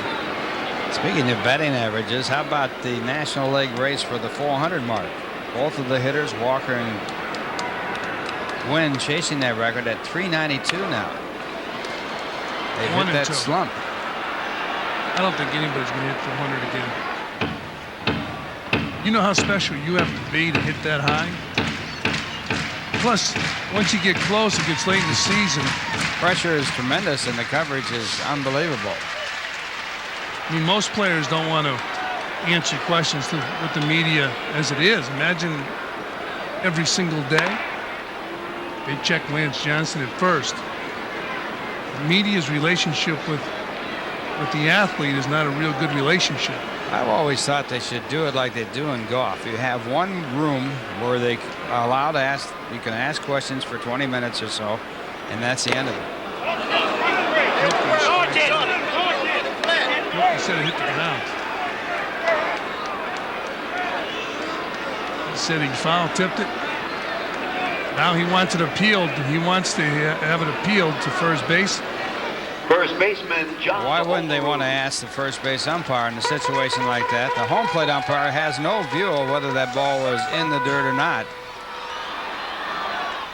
He had to foul tip it. Didn't look like he did. No. So Gilkey's in the dugout. Lance Johnson's on first. Dave Mlicki on third. The batter is John Olerud with 2 outs. Here in the bottom of the 6th inning, the Mets up by 5 runs, and Olerud takes a strike. Check that, takes a ball, 1-0.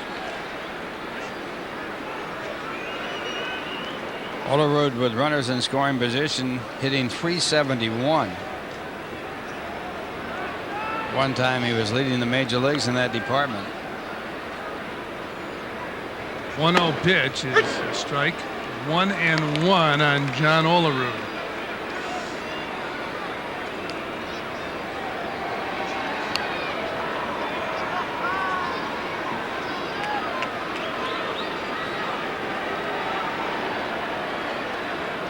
They check Johnson at first base.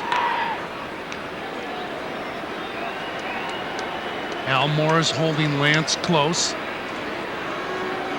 Olerud with the bat in his hand. 1-1 on the Met first baseman, whose average is now down to .291. He has 14 home runs and 64 RBIs. It takes down low. Nice play by Joe Oliver. You mentioned that average, Ralph. Now, with that in mind, if we feel averages are overrated, are you concerned about John Olerud? As long as the base hits come with runners in scoring position and the RBIs are up, no. So really, if a hitter bats only .230 but drives in 90 to 100 runs, and they're good, they're important runs, he's had a great year. As Olerud hits a fly ball down the left field line, 2-2. Well, the measure is runs batted in, and as you said earlier, important runs batted in. You know, it's funny. It's like errors. Errors are blown way out of proportion. I don't think it's a big deal if a guy makes a lot of errors. Is he making errors that are killing the ball club? Do his errors lead to runs? That's it. But I mean, a guy, you know, he has a certain amount of errors, and there's a panic. They have that panic button. Somebody presses it. Errors that lead to runs are the ones you have to watch. 2 balls and 2 strikes on John Olerud. 2 out here in the bottom of the 6th. Base hit left field. Mlicki scores. It's now 7-1 Mets. And John Olerud picking up his first hit of the game. Well, it wasn't pretty. It wasn't hit hard, but it came with 2 men out, and it was a base hit that drove in a very good insurance run for the Mets. And it looks as if Todd Hundley has a chance to hit for the cycle if a Mets player does bat for the cycle this season. Discover Card will donate $500 to the local chapter of the Make-A-Wish Foundation. So Todd's the batter now. He needs a triple. Fouls the first pitch back. 0-1. A single, a double, and a home run in this ball game. The hardest to get when you hit for the cycle is the 3-base hit. And Todd Hundley with 1 3-base hit this year. I tell you what he ought to do is hit it out of the ballpark and stop at third. Then they'll call him off and make it a farce of the game. 0-1 on Todd Hundley.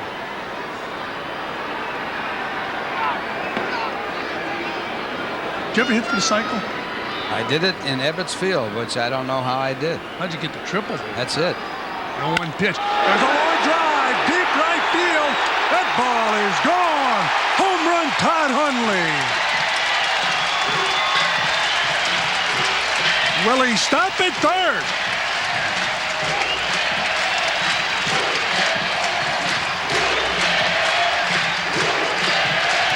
I think he'd rather have the home run. I would too. What an afternoon for the Met receiver. 4 for 4, 2 dingers. One from the right side, one from the left side today. He'll still have a chance to bat again, in all likelihood.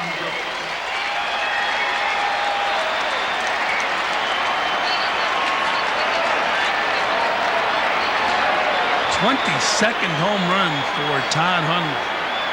And the batter now is Edgardo Alfonso. He takes a ball. So it's Todd Hundley afternoon here at Shea Stadium. 4 for 4, 2 home runs, a double and a single. And he should have another at bat.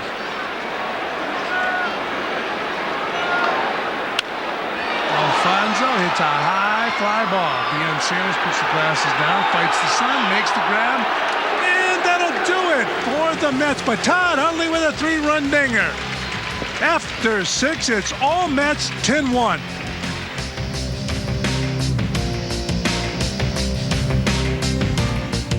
Is this team for real? And a drive to deep right field. Walker to the wall. Mets a gunner. Mets win. Mets You win. gotta believe.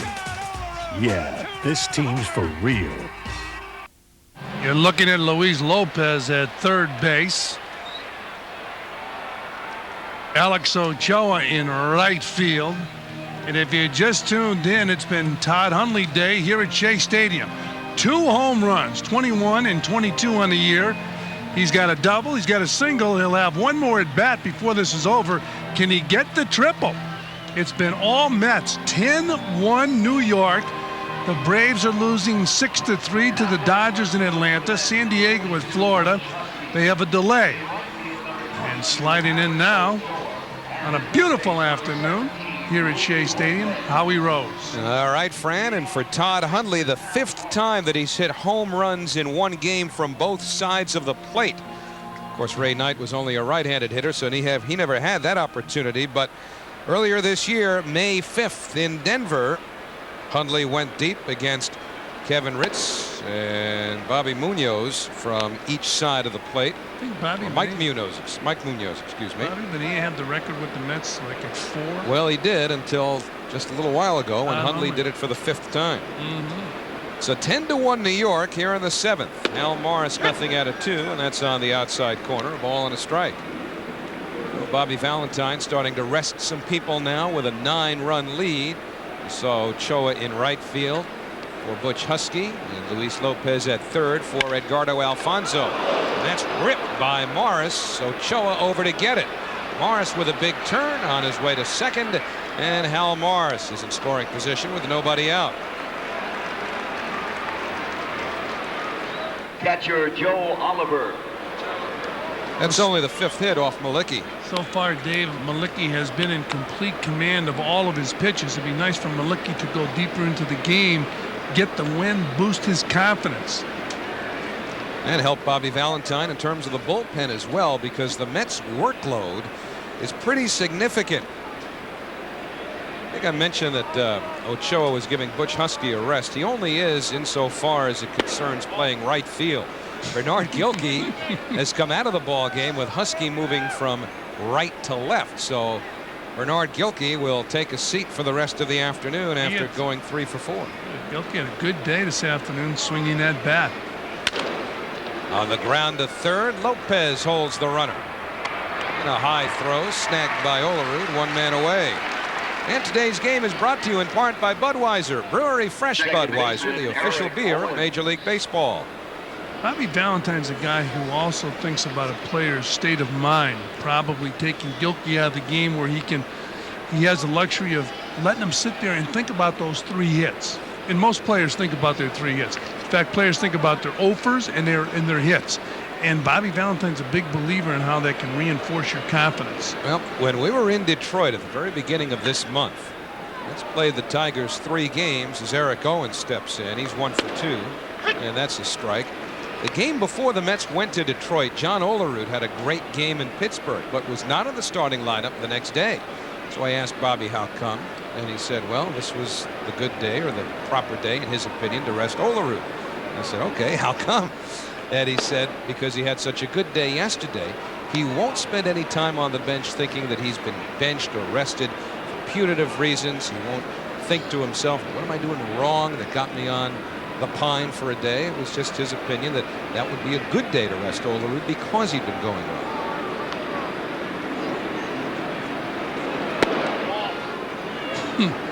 Two balls, one strike to Eric Owens. What'd you do if you went 4 for 4, 3 for 4 one day? Next day, the manager's got you on the bench. You wouldn't be happy. And you know what? If when Bobby was a player, he wouldn't have been happy. What happened is Bobby now thinks of the game from a manager's viewpoint rather than as a player. Any player worth his salt wants to play every single day.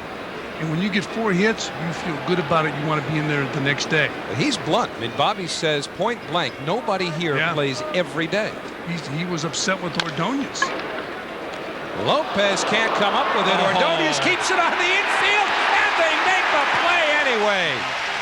What a circle around that one. Well, Hal Morris decided that he can make the move once he saw the ball bounce off Luis Lopez. Fine play by Ordonez. Biggest part of that was being in position. He was on his way to back up Lopez. And you'll see it here. The ball, it's in between hops. And it goes off the heel to glove, but Ordonez is behind him, and it's an easy play. Once Ordonez catches it, it's an easy play. Hard part about this is being in the right place at the right time. I mean, I've seen them work on that in spring training. That's a set play. This guy here, he's a chess player. Always thinking ahead. Had Lopez been a chest player, they probably wouldn't have made the play. It would have bounced off his chest, and they never would have had a chance for the carom to Ordonez. But that's an excellent point, because at third base, they tell you knock it down, take it off the chest for the team. It was in between hop, and Lopez tried to field it like a shortstop. Well, he is. That's right. So like you said, if he used his chest, it was a chest player, he'd have kept it in front of him. Pokey Reese, 1 poke and 2 trips today. Singled in a run in the 5th. Call him a knock. I guess you can call a hit a poke. 2-1 on Reese.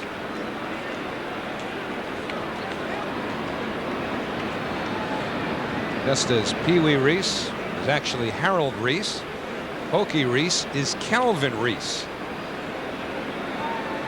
Time #1 pick of the Cincinnati Reds. Rolls that one to Ordonez on the side, retired. No runs, a hit, 1 left. 7th inning stretch time at Shea, where they've had plenty to cheer about today. Well, Ray Ordonez was alert in backing up Luis Lopez and helping make a fielder's choice to nail Hal Morris in the top of the 7th inning, drawing the immediate applause not only of the fans, but also, of course, the support of his teammates. Got the Sports Magic team here at Shea Stadium today. We've seen their act at the Nassau Coliseum during Islanders games during the season, shooting T-shirts into the crowd. And the Mets have shot baseballs around Flushing this afternoon, leading 10-1.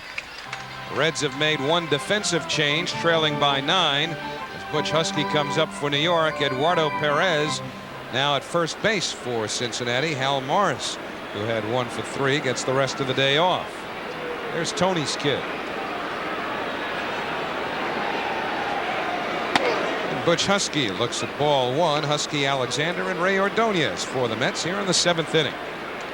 Mets looking for their 4th straight win. They would be 13 above 500 for the first time this year. Billy Green stays with that. 1 down. Another example of why it's so important to learn to field your position one-handed. Second baseman Green tries to field that ball Alexander. 2 hands. He's got a problem. But he was able to catch that ball because he has a quick glove hand. Look at that. Outstanding play. Of course, you have terrific equipment in this day and age, but those were quick hands. So with 1 out, Alexander, nothing out of 3, calls time. Mets trying to gain some ground on the Expos. There were 2.5 in front of Montreal when play started today. The Expos trailing Houston 5-0 in the 7th. Fran mentioned San Diego and Florida coming up a little bit later on. Mets started play this afternoon 2.5 behind Florida for the wild card spot. Padres and the Marlins. A 4:30 start at Joe Robbie Stadium as Takashi Kashiwada loosens up. 2-1 to Alexander. After tomorrow, the Mets will not return home until the 4th of August. This West Coast trip, featuring 3 games in Houston at the very end, probably give us a pretty strong hint about whether or not the Mets will hang around in that wild card chase. Well, they're a much better ball club with more confidence going to the West Coast now than they were when the season opened. Val back 3-2. Bobby Valentine was asked about the West Coast trip before the game today, whether or not the players would be thinking of it as some sort of hurdle to overcome after going 3-6 on the West Coast to start the season. All Bobby said was the most important game is Tuesday night in Los Angeles. This will be the first one. In Bobby's words, have become somewhat cliche now. That's the only game they'll be playing that night. Still a full count on Manny Alexander, but he refuses to look past the next game. And as far as the West Coast trip is concerned, even though there's a game tomorrow right here, that game Tuesday is the next one out west. Well, you certainly can't, you know, if the Mets go on and win this ball game, you'd like to win 4 in a row from Cincinnati before you go to the West Coast. Got to stockpile those wins when you're heading west. You don't know what will happen out there. Alexander's staying alive, still a full count with 1 out. It's clearly a team with a lot more confidence going west this time than it was early in the season. And I think, Fran, there's a tendency when you have certain pitchers on the staff who have either struggled before or not pitched as well as they have across the board this year to wonder when it's going to stop. And Goodwin just does haul down that drive from Alexander, as Goodwin had trouble with the sun the whole way. So 2 out, nobody on. I guess the best example of that is Rick Reed. You know, Rick Reed has never been a consistent winner in the big leagues before, up and down between the majors and the minors. And up until about 3 starts ago, I know that it started to look like the page was turning in the opposite direction on Rick Reed. And then he's rebounded and pitched very well his last few starts, including yesterday when he homered and helped the Mets to a win. Well, if they continue to prove themselves, why not continue to run them out? The biggest thing the Mets have is it's going to take the full season, a real productive winning season, to make believers out of their fans. Ordonez 1 out of 3. And the 1-0 is right there. How many times have we heard this year, well, it's over, you know, they've lost 3 in Detroit, it's over, they lost the first one back here against the Marlins, so that was 4 in a row coming out of Detroit, it's over, bubble's gonna burst. 2-1 to Ordonez. Mets took 3 out of 4 in Atlanta, wound up losing 3 straight, and here they are on their way to a 4th consecutive win, leading 10-1 with 2 out in the 7th.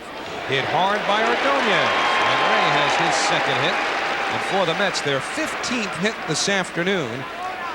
Matt Franco will come on now as a pinch hitter as Dave Mlicki's work is done. Pinch hitting for Dave Mlicki, number 15, Matt Franco. And Ray Knight clenching those fists almost to the point of killing circulation. Been that kind of season, and yet the Reds started play today only 6.5 out of first place somehow in the National League Central, albeit 11 games under 500. It's amazing how being in the right division at the right time can help you, because Ray was under the gun and has been under the gun all year in Cincinnati, but they're in that Central Division, and that helps. Dave Mlicki will leave after allowing 5 hits and a run through 7 innings, throwing 99 pitches. And unless there is a collapse, the likes of which the Mets have not shown in a long time, Mlicki will have himself win number 5 against 7 losses. 2-0 now to Matt Franco. Plus, this gives Matt Franco an opportunity to go up and pinch hit. tough to stay fine as a pinch hitter. I think Bobby Valentine's done a great job this year keeping Matt Franco in the ball game, keeping him sharp with the bat in his hand. He gets him some at bats at third base when you can get him out there. Franco pops this one up into short left. The shortstop Reese calling, and the side retired. So no runs, a hit, one left. 7 in the books on Sunday at Shea. All Mets. So Grandpa's got connections, huh?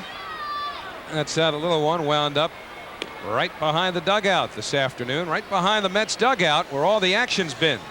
There and on the field. And of course, Todd had some baseball connections from his dad, Randy, but Randy Hundley never had that kind of power as you look at our Chrysler League leaders. Yeah, Todd Hundley with a great deal of power. Of course, his dad was an outstanding catcher with the Chicago Cubs. But Larry Walker leading the league in home runs and hammering away with the batting average. How about Jeff Bagwell? We'll see him when we go to Houston. Outstanding player. Barry Bonds is creeping up there also all of a sudden. And some more changes for the Mets. That's Sean Gilbert. He's at second base. Matt Franco, who pinch hit for Mlicki, stays in at first. Takashi Kashiwada on the mound. And the pitcher, Felix Rodriguez, goes after the first pitch. And there's one away.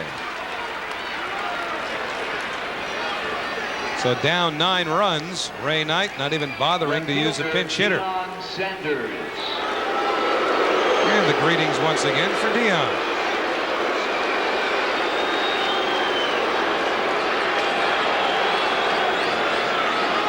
Takashi Kashiwada, by the way, will bat 7th if you're keeping a scorecard.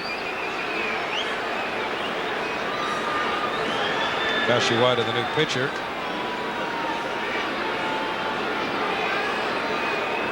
Sean Gilbert will bat 3rd in what was Olerud's spot. 1-0 on Deion Sanders. Deion just 1 for 10 in this series now. Mentioned before that he's been bothered by an ankle injury and missed a few games. Do you think he's lived up to his billing in baseball? You know, I'll tell you why I don't know, because I don't know how much pure baseball talent is there since he's never been able to make the commitment to it. Now with his speed, you'd like to think he should be a consistent 300 hitter, but he's slumping right now. Well, that would be his fort, is his batting average. You talked about batting averages being overrated, but he's supposed to get on base. He has 4 home runs and 20 RBIs. He's not going to be paid for power numbers or to drive in runs. He's supposed to get on base. He's supposed to make things happen for the Reds. He was supposed to make things happen for a number of teams. Yankees, the Braves. He's got a .347 on base percentage coming in today. For a leadoff man, that's pretty low. You like to have a leadoff hitter who's going to have an on base percentage of around 400 or so. That's what the real good ones will have anyway. And now Sanders is aboard as he draws a 1-out walk. But everybody seems to rave about him as a baseball player, yet he really hasn't done it in the major leagues. Well, Tuesday the Mets begin that 11-game road trip we were talking about. They'll face the Dodgers in L.A. We'll have it for you on Sports Channel. Sports Authority game time at 9:30. Mets and the Dodgers at 10 right here on Sports Channel. That's Tuesday night. And now Mike Kelly will be a pinch hitter for Curtis Goodwin. There you see the numbers on Kelly with Sanders aboard and the pitch taken in the dirt.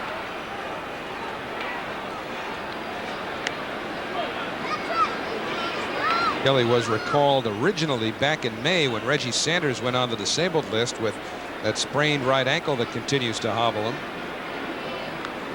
Sitting .349 with 10 homers.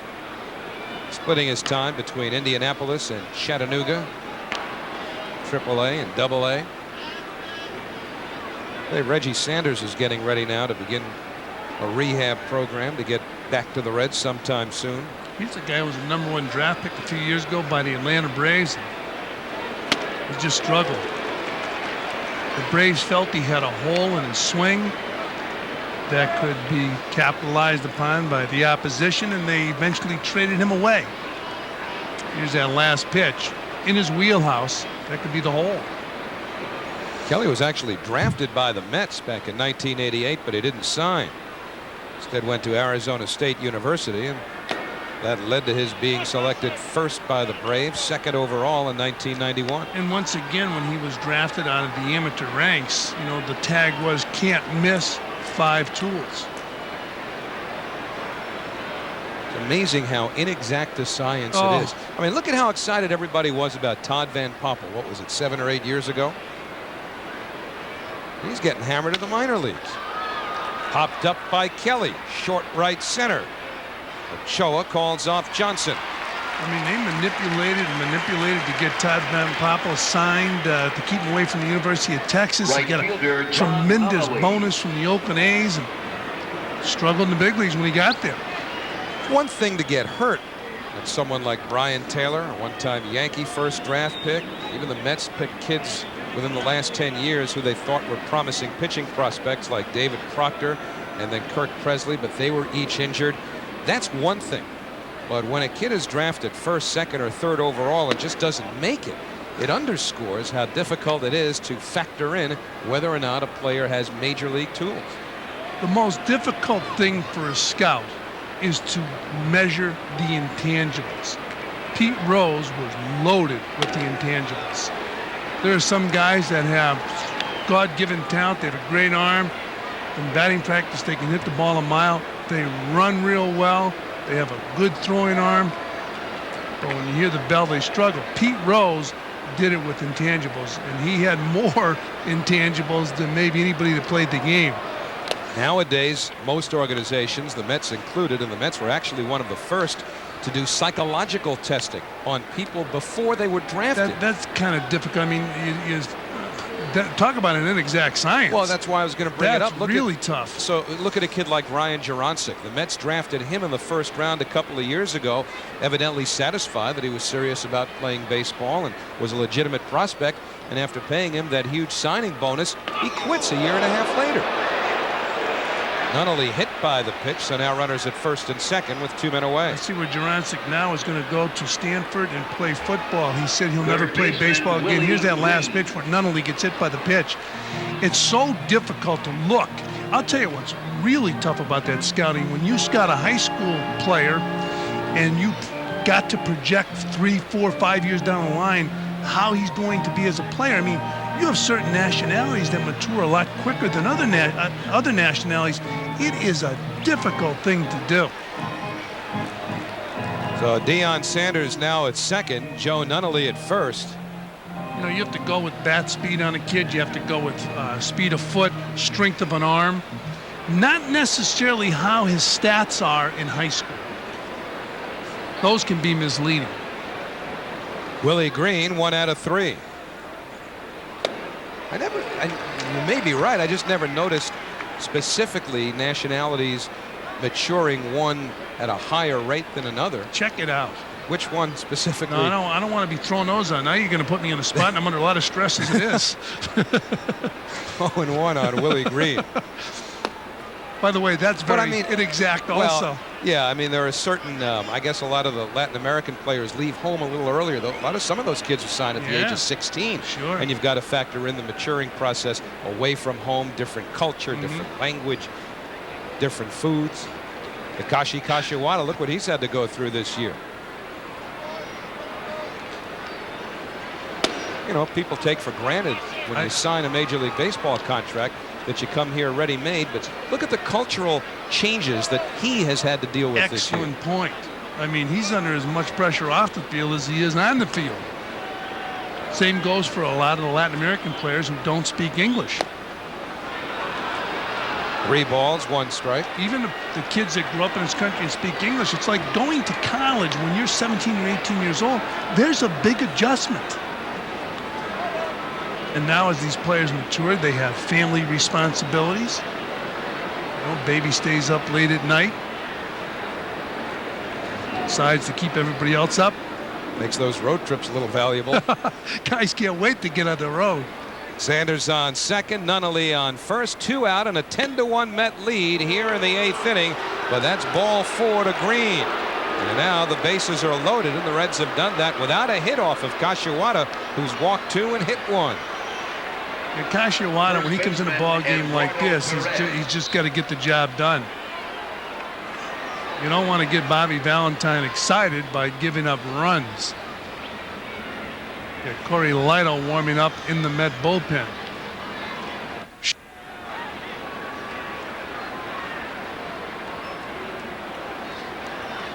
So Bob Apodaca just hoping Kashiwada can get through this inning with the bases loaded and a 9-run lead. Outside to Eduardo Perez. First at bat for Perez. Came on to replace Hal Morris at the end of the 7th inning. Perez, one-time California Angel. And Kashiwada having trouble finding the plate with a 9-run lead. You'll hear it occasionally. Pitchers have to learn to pitch with a lead, especially a big lead. And Dave Mlicki did a fabulous job of that this afternoon. He didn't walk anybody. Mets established a big lead by the time the 3rd inning was over. They were up 4. Mlicki had great control. Looks like Carlos Baerga wants to make a trip to the mound. 2 balls, 1 strike.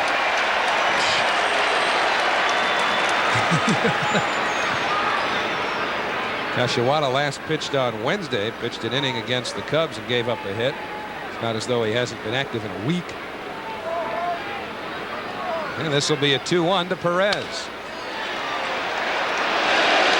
a nice catch by a fan sitting right below us.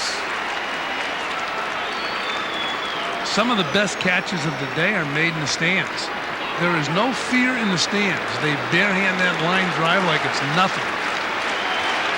Well, the family that just came up with that ball, all wearing gloves. Dad caught it right in the web and plunked it right into his son's mitt. Nice going. 2-2 to Perez. And that's a foul ball, and even if Sanders was hit there, it would have still been a foul ball. That's why runners, in case you are new to the game, take their leads in foul territory from third base.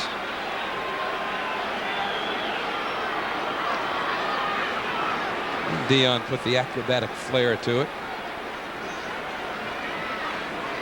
It's taken a beating from the fans this weekend.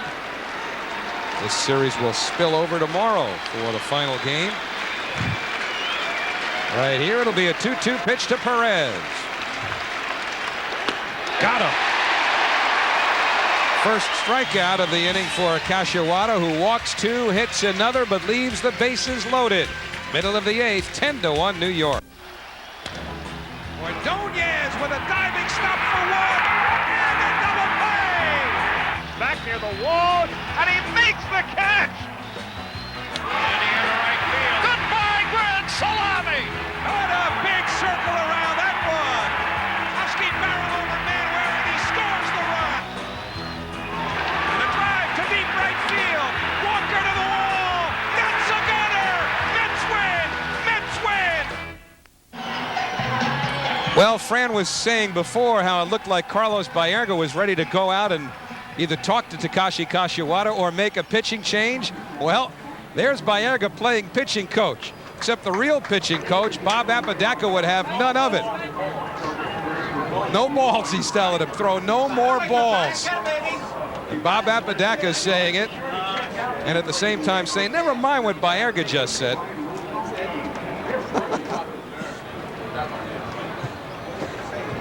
So you got your pitching coach on the right and your second lieutenant on the left, meaning Baerga, because Randy Neiman enters into the equation also. Always room for levity with a 9-run lead, which is what the Mets have here in the last of the 8th inning.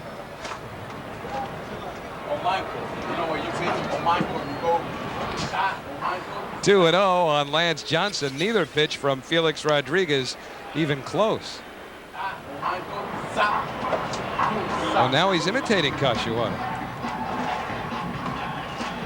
Kashiwada got all right worked out in terms of the English. That could read his lips there. 2-1 now on Lance Johnson. Reds have realigned their defense to some extent. That's Eddie Taubensee behind the plate catching ball 3. Also, Lenny Harris has gone to left, Mike Kelly to right, Joe Nunnally moves over to center. And the 3-1 to Johnson, pop foul. Well, good to see Charlie Samuel working so hard on this upcoming road trip. Charlie not only get 2 toughest jobs in baseball, don't you agree, Howie? Man in charge of all the equipment is a traveling secretary. That man's able to balance both hats. The only guy I've seen on the phone more than you. Johnson pops it up into short left field. That's where Lenny Harris is stationed now.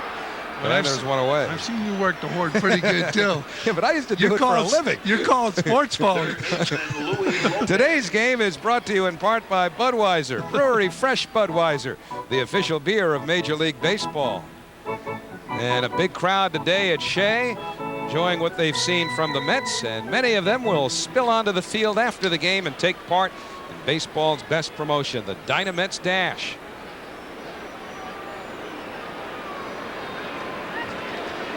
Luis Lopez up for the first time after replacing Gilkey, who'd gone 3 for 4, including a home run. And even since the return of both Alexander and Ordonez, even though Alexander's been bothered again by the sore knee, Bobby Valentine making sure to get Lopez in there, either for some late defense or, as in the case of today, with a wide margin in the score, get him in late, get him a couple of at-bats, plus the late, the occasional start. Can't say enough about the way Bobby Valentine has handled his ball club. Unfortunately, he's blamed for awful lot of things too. But he has done a nice job with this club, keeping guys in good shape, good playing shape. And he wasn't able to do what he's doing here in the American League with Texas because of, pardon the expression, the designated hitter. With the DH, there just weren't as many opportunities to get guys a couple of innings via the double switch or in other situations that would come up relative to having to take the pitcher out of the ball game. 3-2 now to Lopez. Also in this league, you have the tendency to overmanage because you have the flexibility to overmanage. La Russa said that last year. Fouled back by Lopez.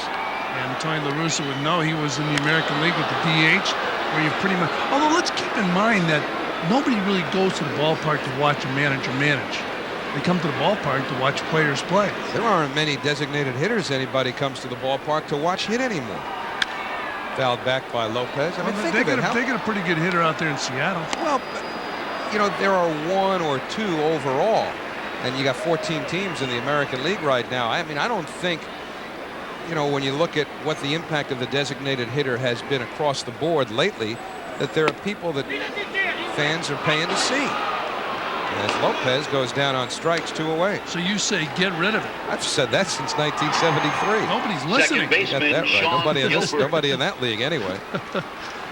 2 out, nobody on. Sean Gilbert will be next. That shot right there is the most important thing. What do the fans want? I mean, Jose Canseco's a guy you're going to pay to see, although he's been in a brutal slump. He's ripping them. Well, I mean, I've got to tailor this conversation around making the point, whether it's true or not. Paul Molitor. You pay. You know what? As outstanding a hitter as he's been for a long time, you think people say, you got to go out to the park and see Molitor today? No, but when you're out at the ballpark and he steps up to the plate, you say, this is a good major league hitter. He's going into the Hall of Fame. Yeah, I'd go along with that. Okay. But there are Hall of Famers who don't have the charisma or the ticket-selling capacity absolutely. that some of the others do. Mm-hmm. Unlike our colleague Ralph Kiner, who attracted a lot of people to Forbes Field. Hope Ralph heard that. And almost decked me when I asked if he'd have enjoyed the prospect of being a designated hitter. he wouldn't have. Yeah, but the thing is, if you said to Ralph, you could if we're going to pay you $1 million to be a DH, he'd be putting a uniform on right now. I would too. You'd embrace that DH rule, huh? Well, you saw Todd Hundley on deck. He's hoping Gilbert could get on for him. Gilbert hits it deep to right. And Kelly makes the catch that will rob Hundley, not only Gilbert, because Gilbert loses a hit and Hundley loses a chance to go 5 for 5. So put a circle around that one. Last lick's coming up for the Reds. His name was Guy Schmelnitz, and he was Box Guy. Back then, I was the king. I was Box Guy. And the fans, they just loved me. But I was forced into retirement by Mitman. I hated that son of a... Well, the Reds have a long way from which to come back. The Mets leading by 9 as we go to the 9th inning, and a new battery for the New York Mets. Hundley, who did not get an opportunity to go 5 for 5, settles for 4 for 4, 2 homers, 5 ribbies. Todd Pratt will catch the 9th inning, and he'll be catching the pitches of Cory Lidle. So 10-1 New York as we go to the 9th. Eddie Taubensee came on for the starting catcher Joe Oliver in the 8th inning. Takes ball 1, and we are at the home stretch, brought to you by New York Thoroughbred Racing at Belmont Park. What a ride.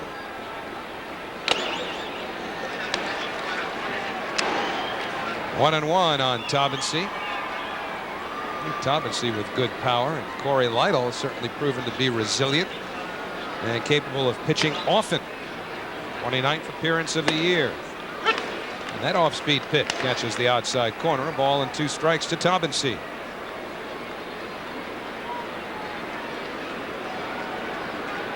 Mets on the verge of their 4th straight win. And they will go 13 games over 500 for the first time this year.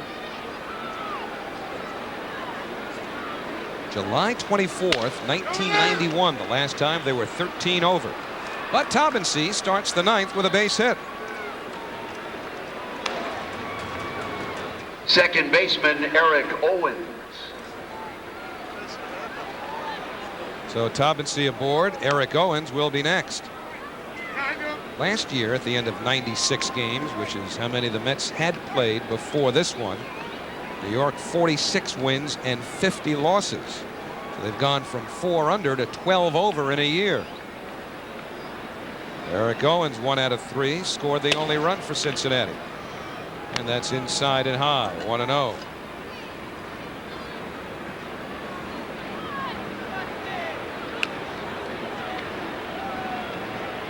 Mets a double play depth behind Lidle on the infield. And they might get it. Franco to Ordonez to Lidle, but he can't hold on. So it'll go as a simple 3-6 fielder's choice in the exchange of Taubensee for Eric Owens on the base path. Shortstop Pokey Reese.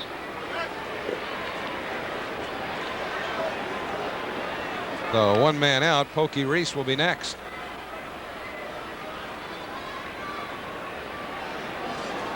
Had a lot of problems at second base this year, although Owens has played everywhere. Also gone on to play center field, but Brett Boone just hasn't hit.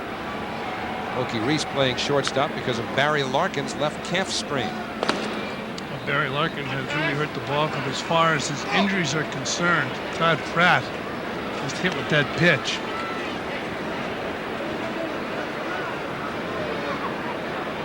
You have fond recollections of that feeling. I got a feeling I know exactly where he can hit with that pitch too.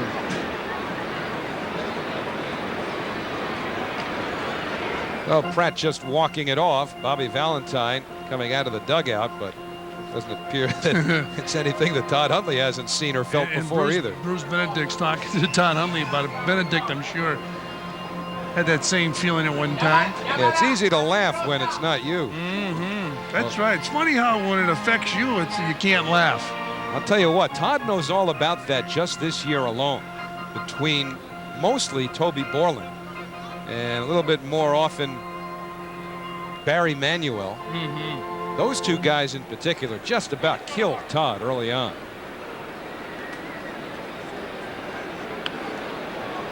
Four for 4 with 2 homers this afternoon for Hundley. That's a strike to Reese, 1-1.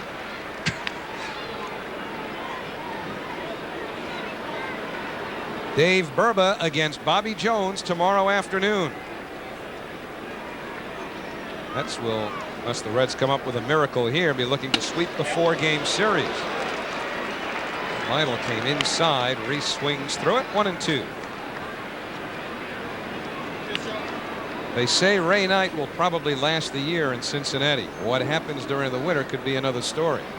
Well, do you hold Ray Knight responsible if you lose your best player most of the year with injuries? Really, 2 of his best players. Yeah. Reggie Sanders not only is bothered now by the ankle, but also had a back problem. Okay, now take a stand on this. You've been second-guessing people for many, many years. Well, the reason I would not, and being somewhat removed from the situation, not familiar with everything going on there, go after him is that, well, it may be irrelevant. Lopez just gets 1. That's all it'll take.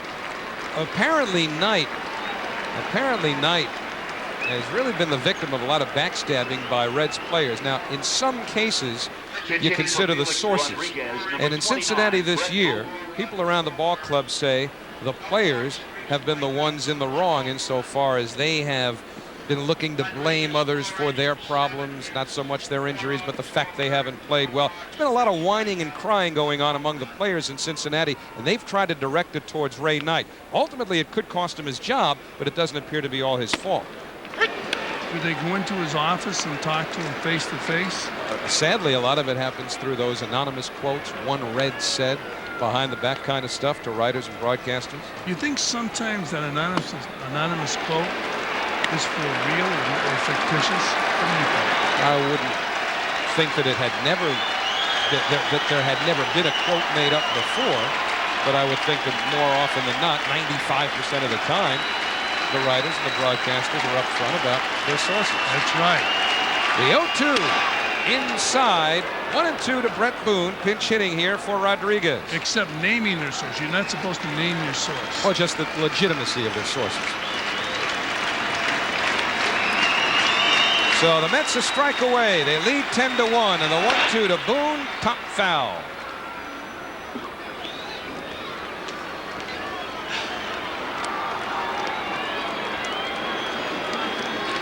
Well, if Todd's elbow is bothering him, maybe he's trying to show Carl Everett that it's not. Talking about weightlifting right there. That's helped pump Hundley up over the last 5 or 6 years. Everett's taking notes. And the 1-2 to Boone up the middle. And it's on through for a base hit. Reese stops at second, and on we go. So if this day has been of the agonizing variety to Ray Knight, the agony will continue.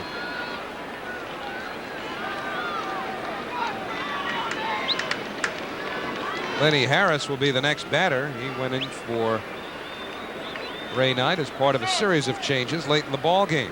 This is Deion Sanders' spot in the lineup. Deion went 0 for 3 with a walk. Nothing and 1.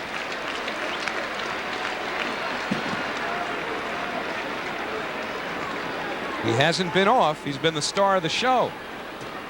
But Bobby Valentine elected to send Todd Pratt out to catch the 9th inning. Hundley probably told him to, figuring Lidle would throw one in the dirt to the ricochet. Shook up Pratt momentarily. Now it's 1-1 on Lenny Harris.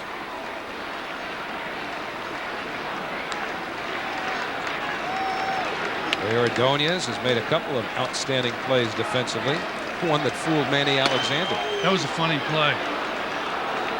Ordonez throwing that ball to Manny Alexander, and the runner was diving back into second base. It was a ground ball short, and they had a play at the runner.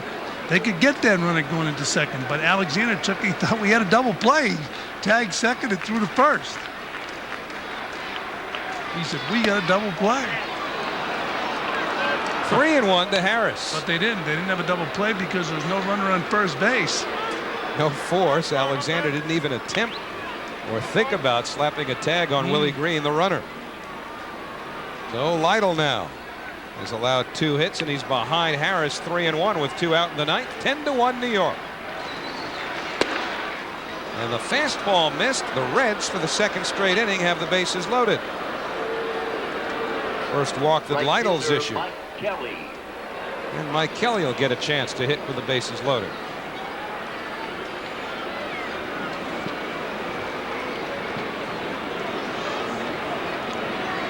Baerga's been quite the cheerleader on the bench today. He didn't even want to let Hundley go.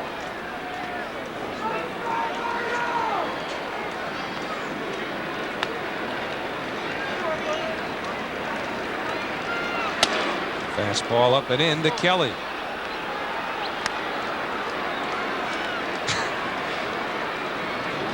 Let's see this kid coming out of Arizona. We talked about it earlier, a world of talent. Sometimes you go up to a major league team or you sit too long and you get rusty. That's on the outside corner, 1-1.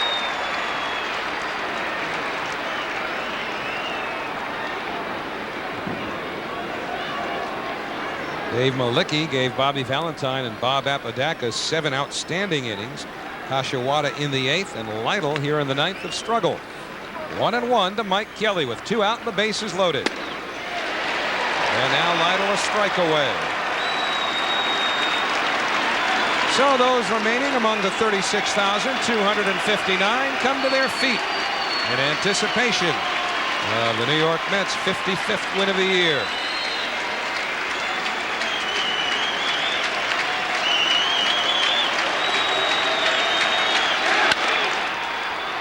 Lopez goes the short way. Put it in the books.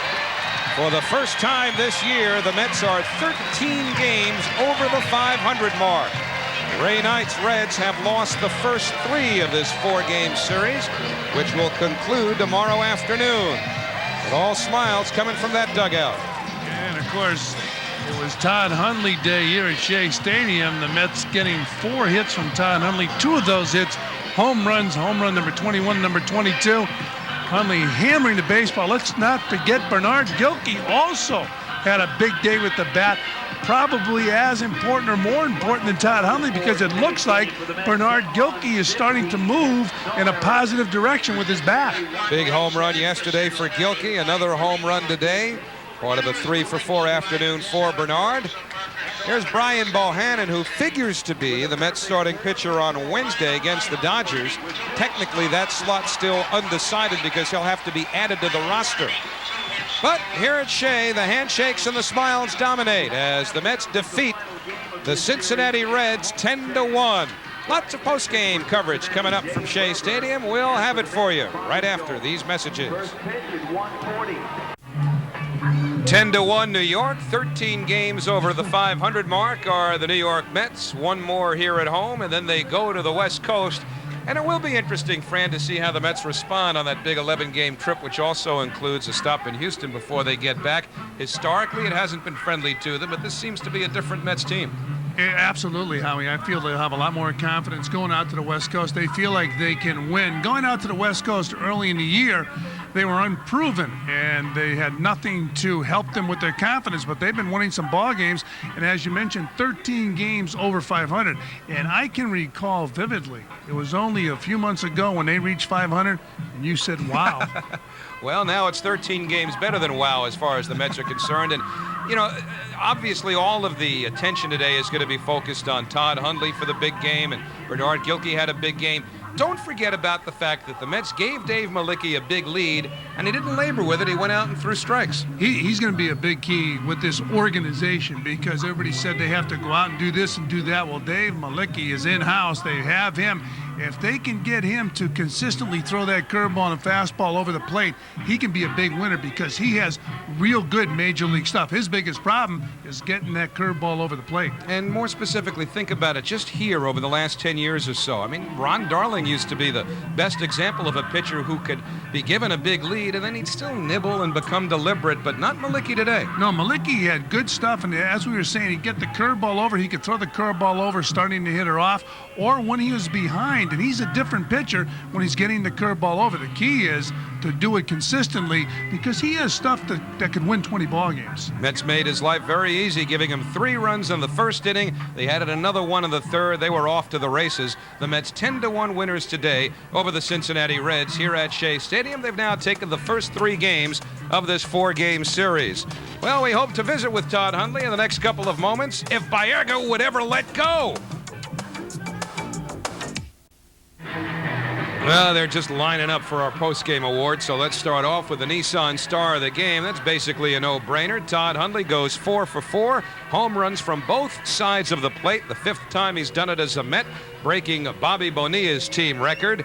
And so Hundley, our Nissan Star of today's 10-1 Mets win over the Cincinnati Reds. Hundley now batting over 300, 22 homers, 62 ribbies. It's not bad. Switch hitting catcher batting 4th in your lineup, who can catch, he can throw, he can hit. Well, he hit 40 last year. He'll be maybe in the high 30s this year. He's looking real good again. And you mentioned the average over 300. Outstanding player. Let's not forget Bernard Gilkey.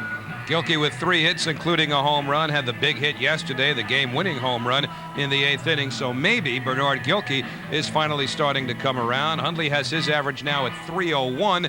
Gilkey at 222 before he struck out in his final appearance today, and that's the first time in a long time that Gilkey's even been over 220. As far as the Coors Light play of the game, however, this one a little offbeat, and wouldn't you know it, it involves Ray Ordonez. Yeah, Ordonez at shortstop. Watch this ground ball. Now there's nobody in first. Now this is the play where Ordonez made the play at third base. He got the ricochet off Luis Lopez's glove and wisely cuts down Hal Morris at third base. That was another play in the game. I thought that was going to be our play.